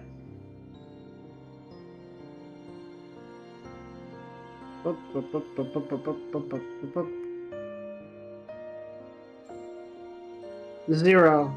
A rain to end and a flower to begin. Where did this flower come from? Rainy days are never good, I thought, as I stared through the rain pounding down relentlessly around me. I felt the rise of an unexpected laugh, as if sunny days were any better. What is it? A voice next to me asked, weakly. It was so frail that the rain threatened to wash it away. What is what? I replied, and wished I hadn't. People who answered questions with questions disgusted me. I used to make sure they never answered anyone again, every time. I can hear you crying. You're mistaken. That was a laugh. I couldn't blame her. How could she have read my expression? They had taken her sight, pried open both her lids, and thrust needles into each eye. And that was not the only torture she had endured. Repeated burns from a branding iron had reduced her palms and the soles of her feet to rotted, reeking flesh, and the joints of all four limbs had been ruined to the point where she couldn't even turn in her sleep. I won't stop here and lament that people are willing to do something so brutal to a girl of so few years. I practically expect it from landed lords, or else why would she and her friends have tried to start a revolt in the first place? The damned fools. And it was foolish. They were found before they could even pick up their weapons, let alone revolt. Sold out by one of their own. That's what you get for trusting other people. There is no such thing as a person incapable of betrayal. And that said, the stubborn ones like her who held out were given the same mangling as the ones who confessed immediately, and all were laid out here, onto the cobblestones of the square. Being clever didn't earn anyone a better outcome. Their lord may not have treated them fairly, but he did treat them equally. If any one thing could be called unequal, it was that five fine souls who tried to strike down an oppressive lord were chained up here next to a common murderer like me. There was no making sense of that one. I wasn't tortured the way they were. I had no grand scheme or friends to give up. Since I had nothing to confess, no one shattered my bones or ripped my fingernails off. All I got was a vicious lashing. The pain, which had felt like flames leaping across my back, was gone now. There was no sensation left. The cold rain must have been nipping at my back, but I felt no chill. Knowing it meant my death was near made it no less strange. What a waste of life. There was no stopping the laughter now. I couldn't remember a single good day, rain or shine. My life had been hell from as far back as I could remember, and undoubtedly from the first moment I came into the world. My earliest memory is of my mother shouting, and the only other thing I remember from those days is being slapped around. I doubt I was fed well, either. After all, I learned to swipe a meal before I even learned to speak. If she'd been feeding me properly, I wouldn't have been forced to steal. My mother shouldn't be singled out as a bad person. Only a handful of kids were lucky enough to have warm food and a bed. Unless you were born into some fancy noble household, you could kiss any hope of a life like that goodbye. You wondered why the hell you were born, grew up knowing you were a thorn in the world's side, turned into a shitty adult, and then unwittingly wound up with a bun in the oven. That was it for most women. My mother did nothing more than raise me the best way she knew. Once I reached an acceptable age, my mother sold me without a second thought. For a pittance, when I thought back on it later. As was the way, I was sold to a brothel where women who looked a lot like my mother attended to men with tight purse strings. It wasn't all older women. There were girls my age. There were girls there my age. I became fast friends with one. She called me Rose, which was how I learned the color of my eyes. "Haven't you ever looked in a mirror?" she asked in surprise when I told her. Of course not. Couldn't have cared less what I looked like. I decided she would be called Indigo. As little as I cared about my own face, I realized her eyes were a pretty color. Rose and Indigo. They were names that belonged only to us. One day, Indigo suggested we steal some money and run away. I nodded, believing that together the two of us could do anything. I never stopped to think about where we would run or what we would do after. The plan went off brilliantly. We took as much money as we could carry and fled out of town and across the bridge to the far side of the river. There was a man waiting there with a horse. I had seen him before. He was a patron who hung all over Indigo. I think you read this. Huh? I think you read this one already. I know. I said I'm rereading this one. Oh. If we make it across the river, everything will work out, she had said. And now things were starting to click. I thought for certain they would take me with them. How utterly wrong I was. They had planned to kill me all along. Indigo could only carry so much money by herself. That was why she'd approached me. The only reason. No hard feelings, Rose. And then she grinned. It was the same smile as always, but then I knew. Underneath it had been a girl who was figuring out how to kill me. It took me long enough to see it. If the pursuers hadn't come right then, my life would have been over. The other two galloped off in a hurry, and I alone was caught. I never resented Indigo for it. Rather, I was rankled by my own witlessness. Why did I trust another person? Of course it was my fault for being fooled. If things had played out differently, Indigo and that man would be the ones lying dead by the river, and I'd have been the one to get away. Next time, I thought, I'll do better. My chance came several months later. I took the gold and got away with ease. I might have even put Indigo to shame. To keep pursuers off my back, I slaughtered everyone. The procurers, their underlings, the women. It wasn't hard. All I had to do was wait until they were sound asleep, then end them one by one. I killed the procurers first. Next, the men they'd hired to do the dirty work. Thanks to the poison I'd thrown into the casks, they were half dead already. Even with my meager strength, it wasn't hard to finish off men who had already ceased moving. Once the men were taken care of, work went fast. Women never smell blood. Torrents of the stuff were flowing right by their side. Not one opened her eyes or let out a scream before expiring. I took as much money as I could carry and left town before dawn. Of course, no pursuers came, but worse news did. Bandits. They captured me handily and gleefully relieved me of every coin I had. And though they spared my life, I again felt the sting of failure. I waited for my chance and escaped before they could sell me back into whoring. This time, thievery was out of the question. I knew I would be better off not trying to carry off their money. Any coin I had would just be stolen. If I needed something, I didn't have to buy it, I could take it. No one could rob from me if I had nothing to steal. I did have one thing they wanted, though. Myself. The bandits were ready to sell me, just as my mother had sold me. As a woman, I would always be someone's spoil. That was beyond my control. I could not discard my womanhood or leave it behind. I suppose I could have made Indigo's choice and found a man to protect me. But people lie. people betray. I didn't want their protection. I would protect myself. Oh wait, but I did live with a man. Just once. I ran into one of that sleazy brothel's patrons. It was someplace far away in some unfamiliar town. He remembered my face. I remembered his. I have to kill him, was my first thought. The procurers and the women were dead, all of them except for me. He wasn't so witless that he couldn't piece together what that meant. But for whatever reason, I didn't do it. Instead, we found a corner of that unfamiliar town and started a life. He wasn't witless, but neither could you call him honest. He was a thief with a talent for picking locks. Together we raked in the coin and passed the days with amusement.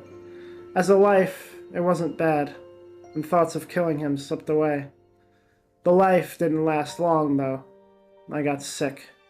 A scourge was going around, slowly but inexorably eroded the body and killed you. Not only that, it was contagious. Fearing for his life, the man left me.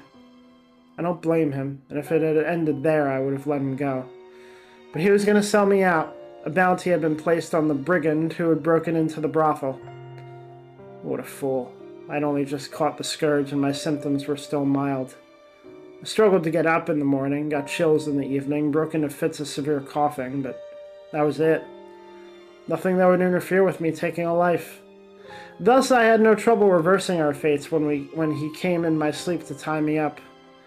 The scourge had turned me into a light sleeper, and either way, I had a certain sensitivity to lethal intent. Before I could think, I had opened his gullet, and he died with the confusion still written on his face. It was only then that I realized I'd never really let him into my life. Despite sleeping and eating with him, telling myself I was over killing him, it wasn't true. Otherwise, I wouldn't have constantly kept the blade hidden within reach. And so I was alone again. I journeyed aimlessly, filching food and clothes as I went. As I mentioned, the scourge was taking its time with me, so it was well within my ability to travel and plunder and kill. I murdered the owners of my spoils on the spot, women or elderly included. Again and again I would hear, "Take the food and the money, just spare my life, please." It's strange, everyone makes the same face when death is close. Did I look at Indigo the same way? No, I never begged. Suppose I do spare you. You're certain to hold this against me. You'll come for me one day. I would never let it go, right? I just butchered your mother right in front of you. And unlike mine, this one must have been a good mother, considering she had thrust herself in harm's way to protect her daughters. Anyway, I'd apologize for this, but that would only serve to make myself feel better, and I'm not that deluded. With that, I killed the two trembling sisters while they still clung to each other. No doubt they hated me in those last moments, but they would never come after me with a knife. There were some who didn't beg. One was a girl a few years my junior. Rage flared in her eyes as she lay into me. Why? Why would you do this? Maybe because I'm hungry. How dare you mock me? No one's mocking anyone. I'm starving and don't have the coin for food. And you think that justifies this? Her father's and brother's bodies lay there in front of her. A bit further away was a woman who appeared to have been their cook. I always dealt with potential threats first, which meant I got stuck with children and elderly last. You could have simply taken our gold and left. Yeah. You know, you're right. I used to think it was about keeping people from seeking vengeance, but I'm starting to wonder if that's really it. Why do I do it? But I had already strangled her before I could finish expressing my reservations. Her eyes were still wide when she took her last breath, still red with anger. I wish I could tell you. I felt her gaze on my back as I took a loaf from the table. I hadn't been lying when I said I was starving. The whole reason I had picked this house was because the family looked rich, and since it was supper time, food would be waiting to fill my belly. I had a good reason, but again, I wondered aloud, why? I took food from the plates with my bare hands and washed it down with a swig from the decanter. My compliments to the chef. Why do I do it? Shouldn't I know after this many? I posed the question to the girl's limp body on the floor. I hadn't been keeping count. I didn't think it mattered. All I knew was that I had killed a lot of people, and yet I couldn't answer one simple question. Why do I do it? Maybe I kill to find out why. The girl's dead eyes continued to glare at me. I guess it wasn't a good enough answer. I continued to live like that for some time. Before I knew it, I had stopped searching for reasons or answers. I robbed people and killed them as easily as I drew breath. The thing is, I entered public awareness around the time my kills reached triple digits. I had done my best to finish off everyone in the homes I breached and leave no evidence, but then again, I hadn't gone out of my way to be secretive, so I suppose I got made at some point. My days became numbered once word got out about the young woman behind the merciless killings of young and old. Descriptions of my appearance circulated and merchants spread word during their travels. Soon every town and every land was searching for the witch with eyes of rose. The bounty for my capture would pay for a life at ease, and proper rewards were promised for even a decent lead. And so I was caught. They surrounded me while the scourge was doing its work on me. By then, the symptoms had started taking their toll, and I was unable to resist, let alone escape. Soldiers in grand armor made an even grander fuss of binding me hand and foot. My gamble, that the scourge would kill me first, had been wrong, and I was dragged off to the Bastille. They condemned me to the lash. I would be struck once for each life I took. Personally, I think I toughed it out rather well. They whipped me until my skin was in tatters and my flesh split, but I survived. Then again, if they had gotten my kill count right, I would have died for certain. Their tally came up woefully short, and so my punishment ended well before it could be called capital. Of course, that didn't mean I was forgiven. They chained me up to die in the square along with the 5 rebels. Directly next to me was the young girl I mentioned earlier. While the others no longer uttered so much as a groan, she continued her one assertion. What we did was right. But her voice was growing ever fainter. When the lot was dragged out here, she was in the most miserable state. I could tell that she was keeping herself alive through sheer power of will alone. I took advantage of her lack of sight and stared her up and down without reservation. Here was more or less my complete opposite, a girl whose sense of justice was hopelessly unswayable. The fact that we stood in this place shoulder to shoulder struck me as strange beyond words. Eventually, she inquired as to who I was. It was my fault for coughing. The scourge's distinctive and disagreeable bark gave me away as not being one of her friends. Who are you? What's your name? I don't have a name, I answered. I don't have anything. No coins, no house, no family or friends or lover. Nothing at all. I give nothing new depths. All I have is this life which is about to blink out along with everything else. I wound up with 0. Jack shit. Because I did shit away my life. I lived empty day after empty day without purpose. It was so stupid in retrospect that I found myself laughing uncontrollably. Don't cry, the voice said. I told you, I'm laughing. I was struggling so hard to breathe that it must have come out as spasms. Like any of those next breaths could have been my last. Really? Yes. I heard what might have been a sigh. The rain had finally eased into a drizzle. A moment later her body convulsed for a few fleeting seconds, and then she stopped moving entirely. Hey. No answer. So I guess it'll be me. It had been decided the last to survive would be burned alive with the bodies of the other 5. One of the group bit her own tongue off when she heard. Another was dead by the time the bunch was dragged out to the square. Another died before the rain came, and a 4th during the downpour, leaving me and the girl. Good luck burning me in this weather. Maybe they would try burning me alive with them instead. At least we can all take solace in the fact she wasn't the last to go. It wouldn't have been right if the one girl who had shown compassion for others right to the end had to die the worst. But what was right? Who was right? I could hear the girl's voice again.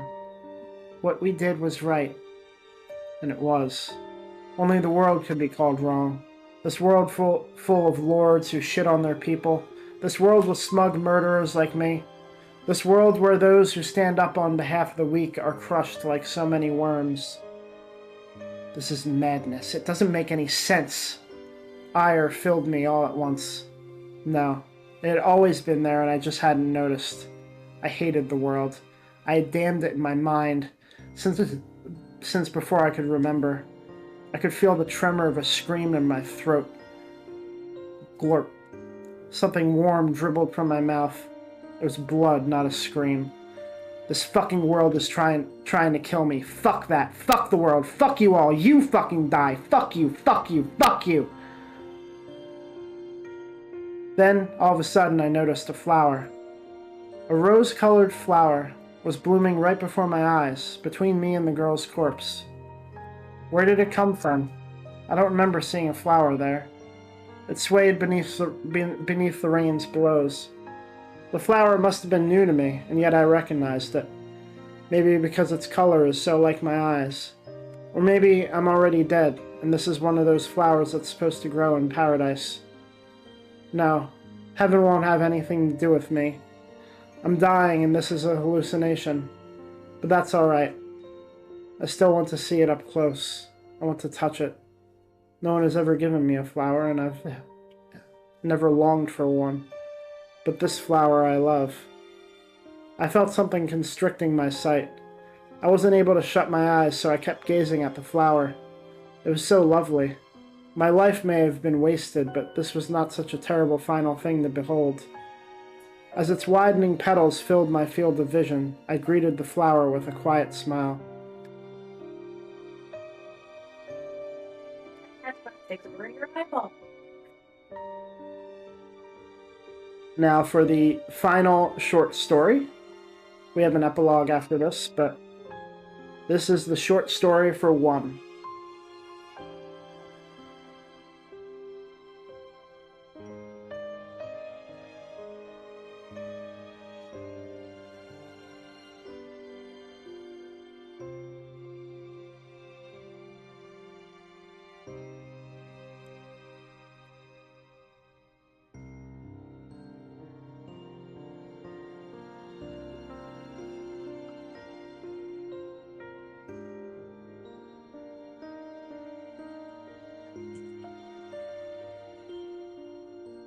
You want me to wait?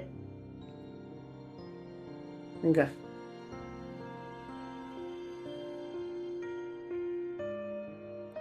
Give myself a second to take a couple of drinks. I've been doing pretty good with not stuttering, but I might start. The stuttering might come out for this next one.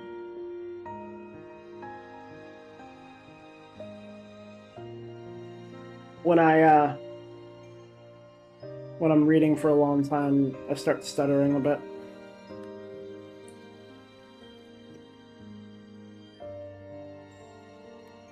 Fun fact, this is all coming from a book that has yet to be properly translated. These stories were all fan translated. There is a book for Nier Replicant. It's called Grimoire Nier. I highly suggest you pick it up when you if and when you play Nier Replicant, and if you enjoy it. My friend who introduced me to Drakengard and Nier basically threatened to buy it for me. I bought it halfway through the game and read some of the stories they told me that I could read as I went, but ultimately I ended the game with the final story in the book, and that was an experience. The stories along with the game is a wonderful experience. But here we go. This one is called Visitors. 1st of January, AD 999. It was the first day of the new year, and joy filled the faces of the people gathered in the cathedral city. By virtue of my uncanny vision, I knew their smiles were genuine. There was a twinkle in their eyes. I could see their cheeks draw as laughter formed on their lips. Not a single brow was furrowed, nor did the corners of any mouths turn up awkwardly to indicate they were faking it. The intoners had defeated the lords in each of the lands, the sands, the forests, the mountains, and the seas. The remnants of those regimes had been wiped from each land, and the masses freed from tyranny. Today an intoner returned in triumph, and the people had been looking forward to it for some time now. If anyone was feigning a smile, it was I. The only person there beating back a frown and fighting the urge to crouch down and cover her ears was the intoner. Me. For a moment I wished I had brought my younger sisters along, but I quickly brushed the thought away. All 5 intoners entering the cathedral together might have been best for appearances, but my sisters each had obligations of their own. We would be less than good rulers if we left vacant the lands we had only just brought under control. And I would have to summon my sisters here soon anyway. I know the appointed time was growing closer. I smiled from my horse, and waving to the throng lining the sides of the road, their cheers grew louder, and I could tell my horse was uneasy. He wasn't used to this kind of commotion. I was not fond of my horse, whose stench was intolerable, but I understood how he felt. He wasn't the only one who had to suffer through the long ride all the way from port to church. I would have returned here secretly if I could, after dark and unnoticed. I wanted to be alone. My mind and body were exhausted from day after day of battle without rest. But that was me being selfish and nothing more. It was best the great intoners make a spectacular return and impress upon the people that peace and order had been restored to the world. It didn't matter that my keen senses caused their simple cheers to bring me skull-splitting pain and displeasure.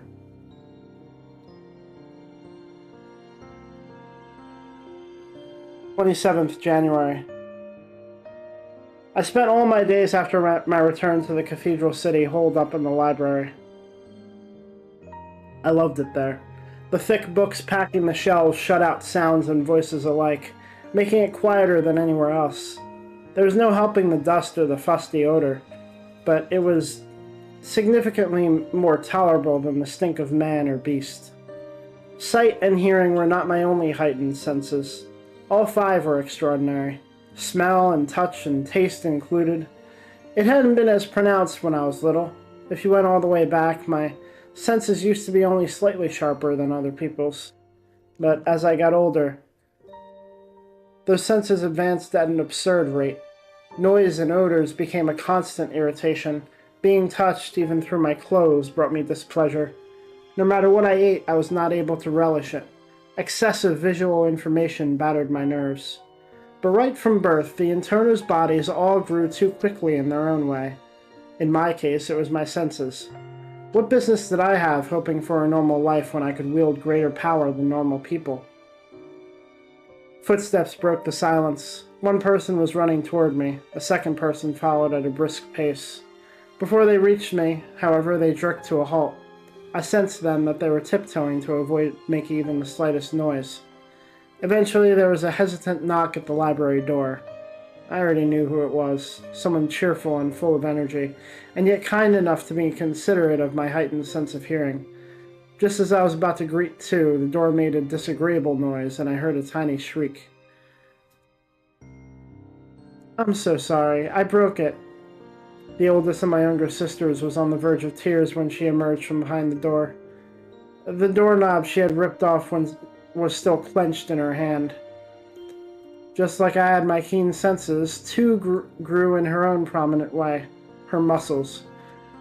You wouldn't have known it by looking at her. If anything, she had a delicate frame, but her arms and legs were tremendously powerful, strong enough to twist a brass knob right off the door when she tried to open it like the next person. It could have been that she had gotten stronger. She was always careful with her movements to avoid injuring those around here, and only broke things after a sudden burst of brawn, which cost her the ability to control her muscles by tactile sense. Her growth was erratic. Just when you thought it had leveled out, the next spurt caught you off guard. Still, 2 grew on the inside, which was more than could be said for my other sisters. 3's hair grew several times faster than normal, to the point she had to carry around scissors for her frequent trims.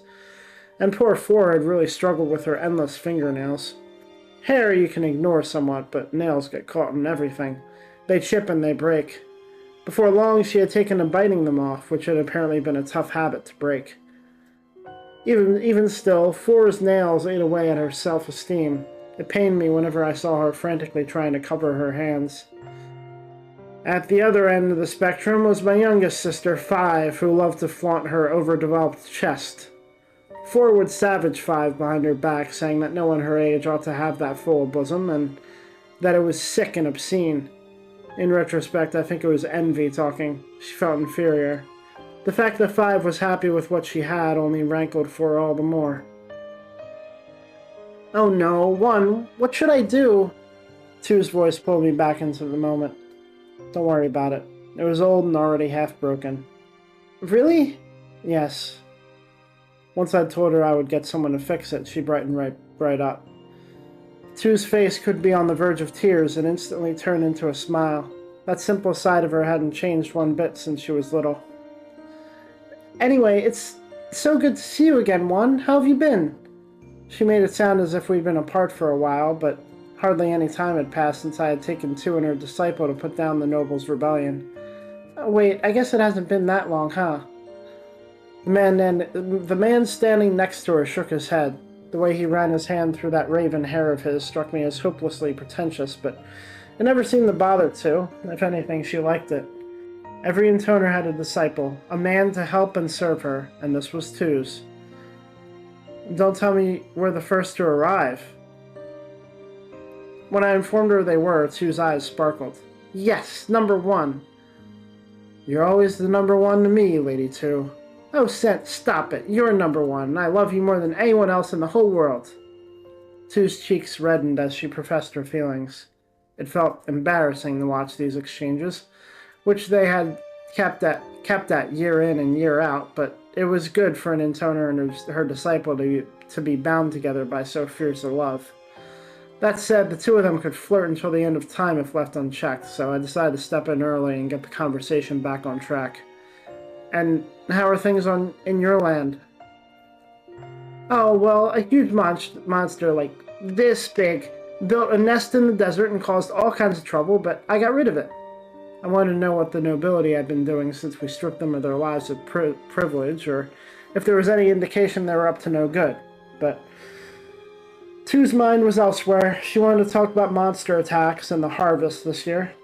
Still, the fact she could stay interested in crops at all was arguably why the Land of Sands was doing so well on the whole. The people around her must have been dedicated. I had heard her soldiers were willing to lay down their lives for her, and that she was loved by the commoners. The greater part of the Land of Sands soil was occupied by deserts and wastelands. The earth there was poor, and its people struggled to live. If I had chosen 2 to rule because I thought she might bring light to their lives, I had chosen 2 to rule because I thought she might bring light to their lives, and it had proven to be a sound judgment. "Hey, do you mind if I explore the inside of the cathedral until the others get here? And can I? Before I could even nod, 2 had done an about face. I realized it had been over half a year since she had lived in the cathedral city. She had wanted to explore the place then, too, but never got the chance. Our stay had been chaotic. So I could understand why, after coming all this way, 2 didn't want to miss out again. As she left with the same childlike spring in her step she'd always had, her raven-haired disciple bowed and followed her out. Again, the library felt quiet, and I got back to work reading the spines of the books. I hadn't just holed up in the library because it was quiet. I was looking for something. I had heard the cathedral library housed tomes from every age and culture. Perhaps I would find it here. A book that told everything about the intoners. A book that could answer my question. Why do we exist? 14th of February. 4, who ruled the Land of Mountains, arrived with her disciple Decadus much sooner than I expected. Hers was the farthest nation from the cathedral city.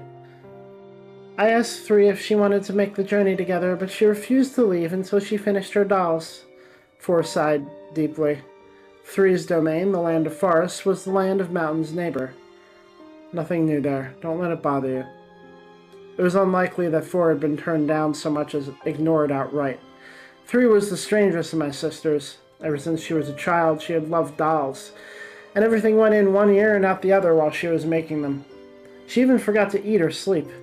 Poor 4 must have approached 3 just as her doll making was reaching its climax. Anyway, you want the latest. You know me too well, 4. My sister beamed with pride and launched into her report on the land of mountains. Everything is on track. As you know, the land is thinly populated. Neither the farms nor the towns are very large, making it an easy land to rule over. Why lord after lord wanted to lay waste to it, I'll never know. It makes you marvel at their incompetence. Of course, if the place had been any different, I wouldn't have let 4 near it. She was smart and meant well, but she was also poor at dealing with unforeseen circumstances. They caused her to panic and shut down, or lash out. In other words, she wasn't suited for ruling a vast populated nation. I'm not worried about the land of mountains. Tell me about the land of forests. There was a reason 4 went through the trouble to approach 3. I asked her to keep an eye on her neighbor. Even I knew entrusting leadership to someone as odd as 3 was a gamble. Well, surprisingly enough, 3 is doing all right, considering she's up against those repugnant fairies and stuck-up elves. Maybe I wasn't giving her enough credit. Humans were not the land of forest only dwellers. If anything, between the fairies' abodes and elven retreats, humans were outnumbered. This is exactly why I decided 3 was right for the job. The non-human races detested human intervention. How well you got along with them came right down to how well you could leave them alone. The land of forest's previous rulers couldn't do it. They tried time and again to subjugate the other races and failed.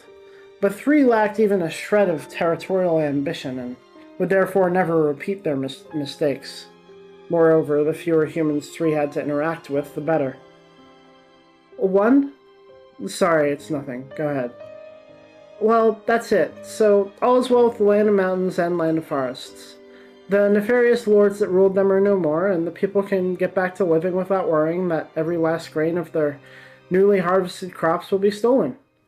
So that's the end of being forced into unpaid labor. 4 nodded.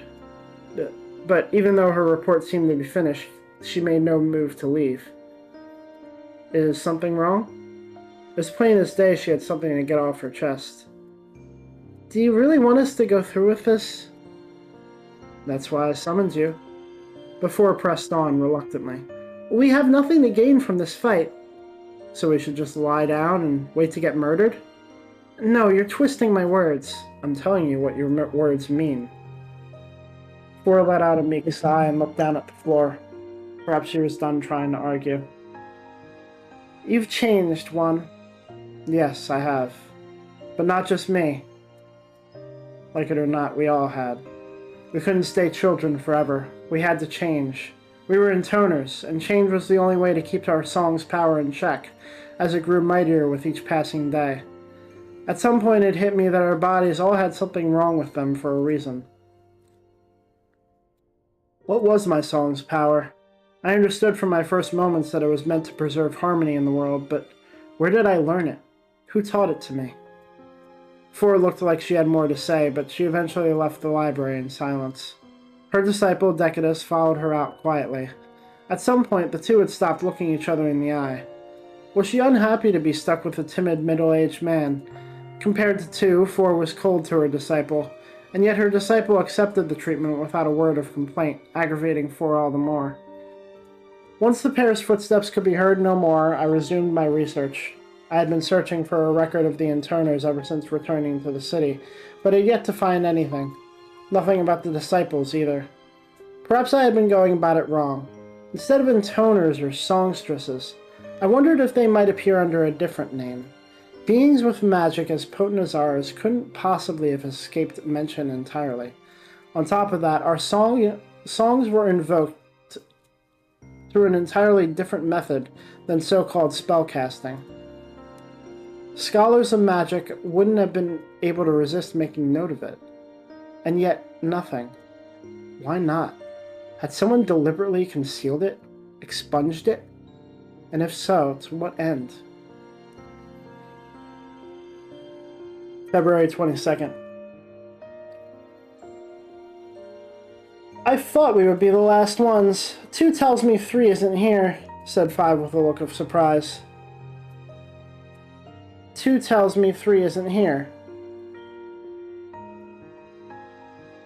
I wasn't surprised. If anyone was going to arrive late, I knew it would be either 3 because she lost track of time making her dolls, or 5 because her land was closest to the cathedral city, and she assumed she had all the time in the world. See, told you there was no hurry. 5's disciple could have been mistaken for a fragile young man, but the image was ruined the moment he opened his mouth. Once, when 4 was lashing out, she had denounced him as a rotten little shit. I was more or less inclined to agree. You don't listen to a damn word I say. What? How can you say that? Alright, how about last night when I said, hey, let's just go to sleep, and you kept me up who knows how long, just so you could... I cleared my throat to put a sentence out of its misery. Let's keep this brief. Any news from your land? The Lord of the Land of Seas had more power than the others. She and the rabble that flocked to her were at the center of wealth and power of every kind. So of course they were going to hate us for taking it all away. Of course they themselves had leached it away from their own people, so it was silly for them to accuse us of taking anything. In any case, their land had more troublemakers than the others by far. I'd expected 5 to have her hands full keeping them in line, but my fears were apparently misplaced. 5 giggled and winked. Don't you worry, the old lord's followers have all entered my service. With a wan smile, the disciple next to her made a quip about all the servicing she needed. 5 had never been able to cope with not getting what she wanted. She was insatiable. Once she set her mind on something, she just had to have it. And while her pushiness sometimes invited dark looks from those around her, she was the perfect ruler for an unruly nation. By the way, did you manage to restore the ports? I remembered that, despite our best intentions, we had destroyed several of the Land of Sea's ports while routing the last of its dissidents. Even when we exercised the utmost of care, it was difficult to wield our power without damaging the surroundings. It had just grown too strong. That's been going smoothly too. We've even started receiving merchant ships from the eastern lands, which gave 5 the perfect excuse to go on a shopping spree. She sold every last one of those jewels the old lord saved up. The castle of the previous lord, a woman, who had been full of wardrobes and treasuries. 5 was delighted and insisted on keeping the abundant dresses and jewelry. But even though they were the people's to begin with, I let 5 do as she pleased. As greedy as she was, she quickly grew tired of things. She obsessed over what she didn't have and lost interest in it as soon as she did. And sure enough, 5 had grown weary of her flamboyant trappings and tossed them aside in order to get her hands on rare goods from the eastern lands instead. No doubt she would soon tire of those as well and try to trade them for something else. The end result? A healthy boost to the Land of Sea's commerce. There wasn't enough arable land there to support the population, nor was the weather conducive to farming, and while the ocean could be counted on for resources, it left much to be desired. But through an exchange of people and products, the Land of Seas would grow prosperous. Not just the jewels, I sold the dresses too. They had gotten so tight I couldn't wear them anymore. Being a fast grower isn't all it's cracked up to be.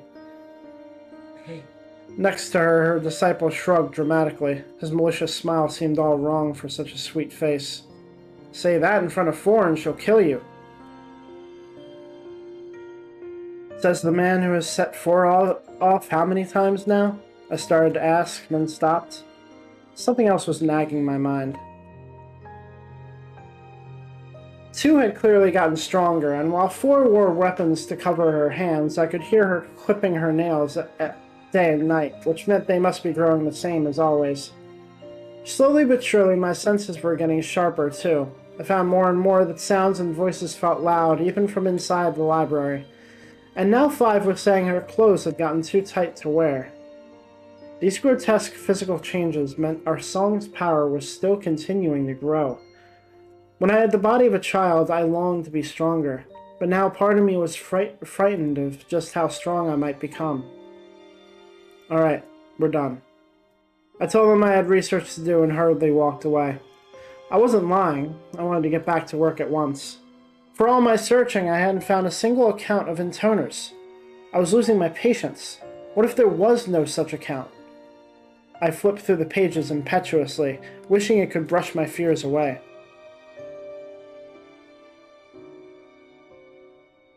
Hang on, I'm gonna take a drink.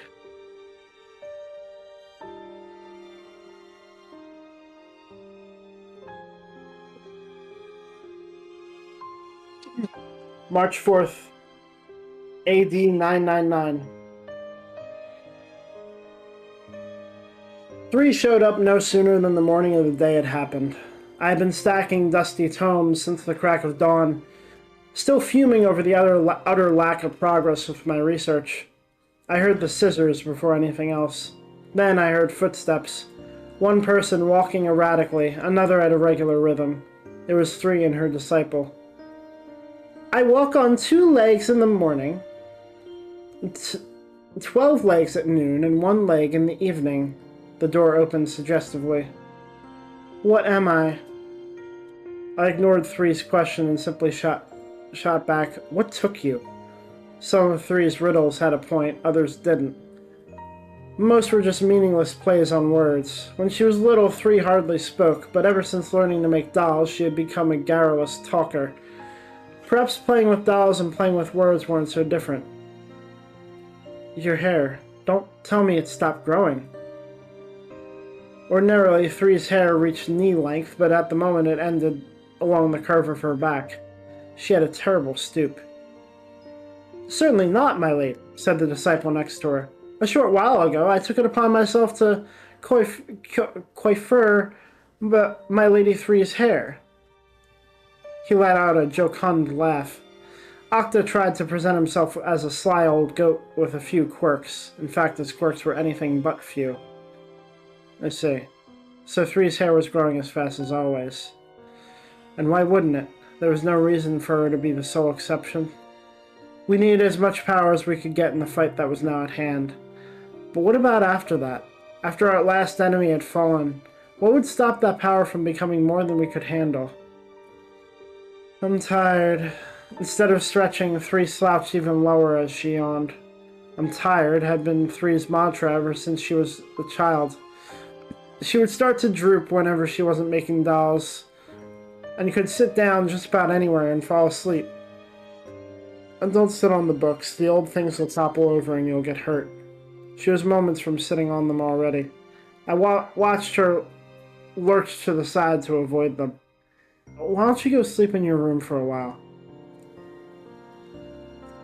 The land of forests was just as far as the land of mountains. Both 3 and her disciple must have been tired from their long journey. 4 had already reported on the land of forests, so there was no need to talk about it right now. What's wrong? I'd expected 3 to do an about-face on the spot, but she made no effort to leave. Instead, she was playing with her scissors with a dead expression. I could never tell what she was thinking, and it wasn't just me. The disciple next to her couldn't have had a clue either. Still, every now and then I felt like my weird little sister saw everything, like she understood things far better than I. I wondered if 3 hadn't already found the answer I've been seeking ages ago. I won't be able to sleep. Aren't you tired? A pause. Snow. I felt like we were having 2 different conversations, but it wasn't the first time. I shot the disciple next to her a look. I'm busy. Go ahead and do whatever you like. Yes, my lady. He had hardly gotten a word out before 3 abruptly cut him off. A great serpent, whiter than snow, carries the rose fang. Huh? But where is the fang going? 3 was staring right at me. This was no play on words. I already knew the answer to this riddle. A serpent whiter than snow. A white dragon. It was carrying someone with rose-colored eyes. and the fang, a weapon in her hand. 3 was trying to tell me she had seen our fated adversary on the way here. Today was going to be the day. I sighed deeply. I guess I'm out of time. I never did find any record of intoners. Nothing about our songs, about the disciples. Nothing at all. So be it. I wouldn't have been able to look through everything in a library this vast anyway. Who's right? Is it you? Is it 2? Is it 4? Is it 5? Another pause. Is it 0? 3 said it all without so much as a smile.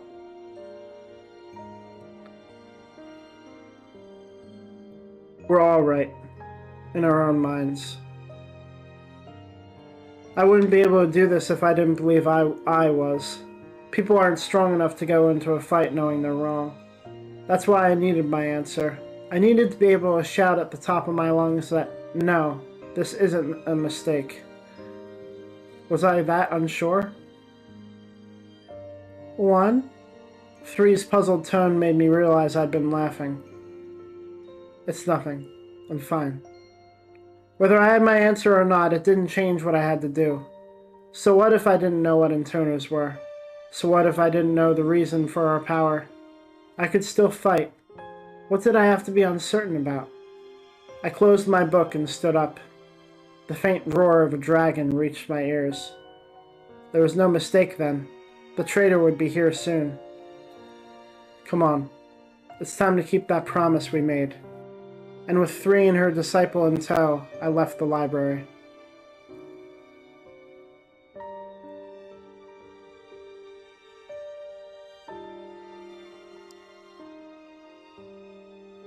We have 2 more. These are very short.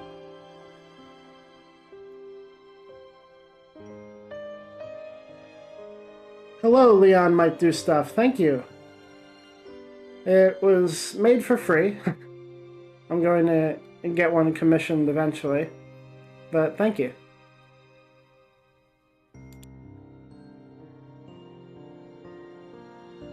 Two final stories. This one is called Prophecy. To call these stories would be an exaggeration, really. Here's the picture for it.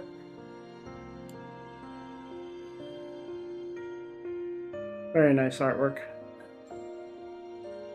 I love that artwork. A thirstful whore with lips agasm, her web unspundled, left to blight. A fortress drowning in the blasm, her walls vansieged by falseful might. An anvil tied by lock and lash, her works abounding like the hair. An icy love by fire gnashed, her tears for him a dulcy air. A farewell kiss from Lealfast Drake, her end a cork pulled from the wine, which falls in Gemel Angel's wake, and reddens this our dearthly stein. Or will the flower splay her flaps, contract and birth a world defaced? Or will her thornish sword be snapped, the flower broken for the vase? Or will the song steer dance and send a eulogy beneath her boots? The world will meet a tangled end betwixt its labyrinthine roots. Now we have the epilogue. Is this Final Fantasy? No, this is Drakengard 3. The picture for this one is quite simple.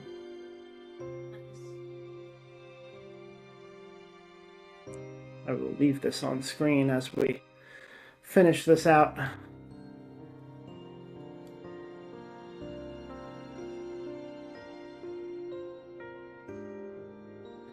So far, we have reported the observation results of the branch phenomenon in 1000 AD, which was caused by the intoners who had the flower in their bodies. Due to the branching phenomenon caused by singularities, the Battle of the Intoners has a different ending in each of the 4 multi-dimensional worlds. With the success of Zero and Mikhail in the D branch, the threat of the flower has disappeared for the time being.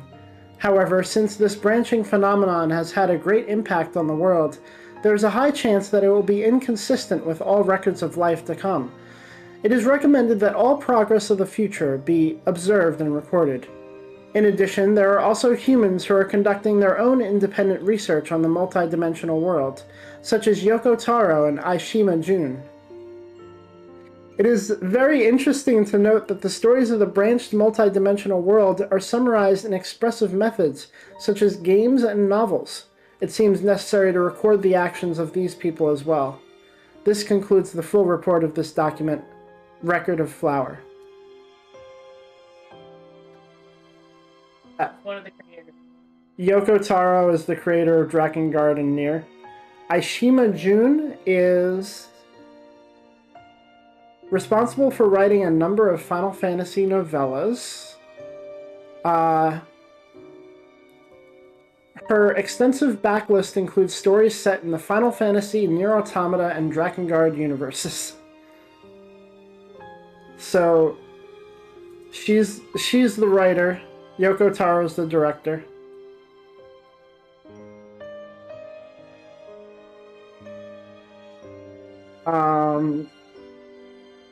It looks like she wrote the short stories. Oh, okay. Not so much the games. Let me confirm that. Hang on.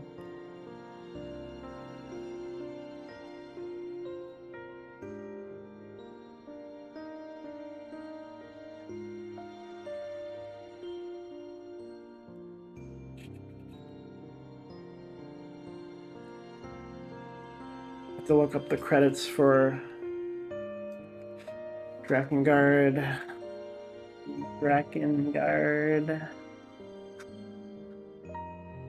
Drakengard, known in Japan as Dragon Dragoon. She's not listed under the creators, but Drakengard video game. Yeah, I don't think she's on the games. Yoko Taro's the main writer. Yoko Taro's the biggest name in Drakengard. Let's see, Drakengard 3. Is he the one that wanted to fuck people? Yes, he's the guy. He's the guy. He also wears. Yeah. He's this is him. I love him. That's great. He's picking his nose. No. No, Dave. Dave. Huh? Did you notice? He's Yeah. picking his nose. Yeah. He's okay. Oh god, Dave, it's almost 3 a.m. Yes. So sorry you're coming in right at the end. Leon might do stuff, but I am finally done after a very long time with Drakengard 3.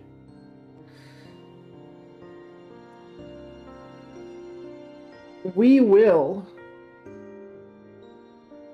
I'm sorry. That epilogue was crazy. I love that. Oh man.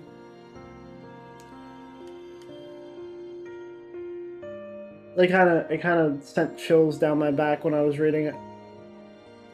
Even though it was kind of just like a funny thing almost. It's neat. Alright.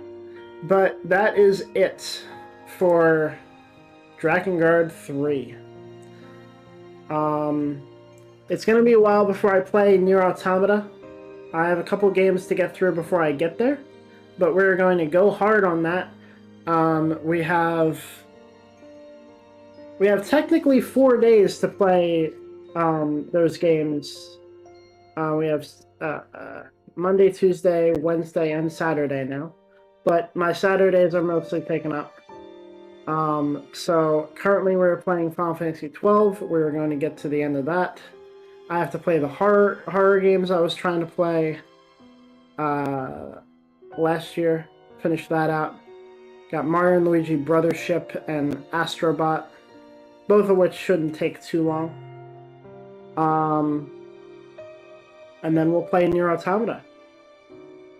And that will probably lead right into Death Stranding 2 coming out. But once Nier Automata is done, I will be doing my grand return to Final Fantasy XIV. And we will be doing the Nier story in Final Fantasy XIV. The thing that I played all these games for. There is a mobile game for Nier. I wanted to do it right after I did that little raid, but my friend Kylie is not very free as often as she was. I'm sure we can figure it out. I'm sure I can pick out like 2 streams to go through it on YouTube. But yeah, that's it for now. Tomorrow is Sonic.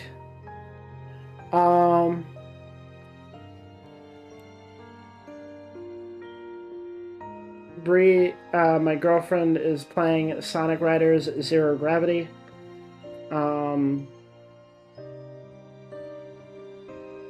Yeah. No stream. Wait. Friday, I might be playing Baldur's Gate 3. If not, I'll be playing, what the fuck is it? Children of Morta again. But yeah.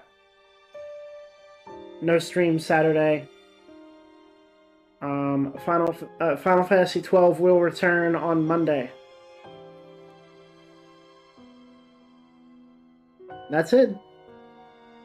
Bye! Drakengard 3 is over. I can't believe it. I will miss it. I love this game. It's definitely in my top favorite games of all time now. Yeah. There's nothing else for me to explore with this game. I did it all. Got the Platinum Trophy. Alright, have a good night, everybody.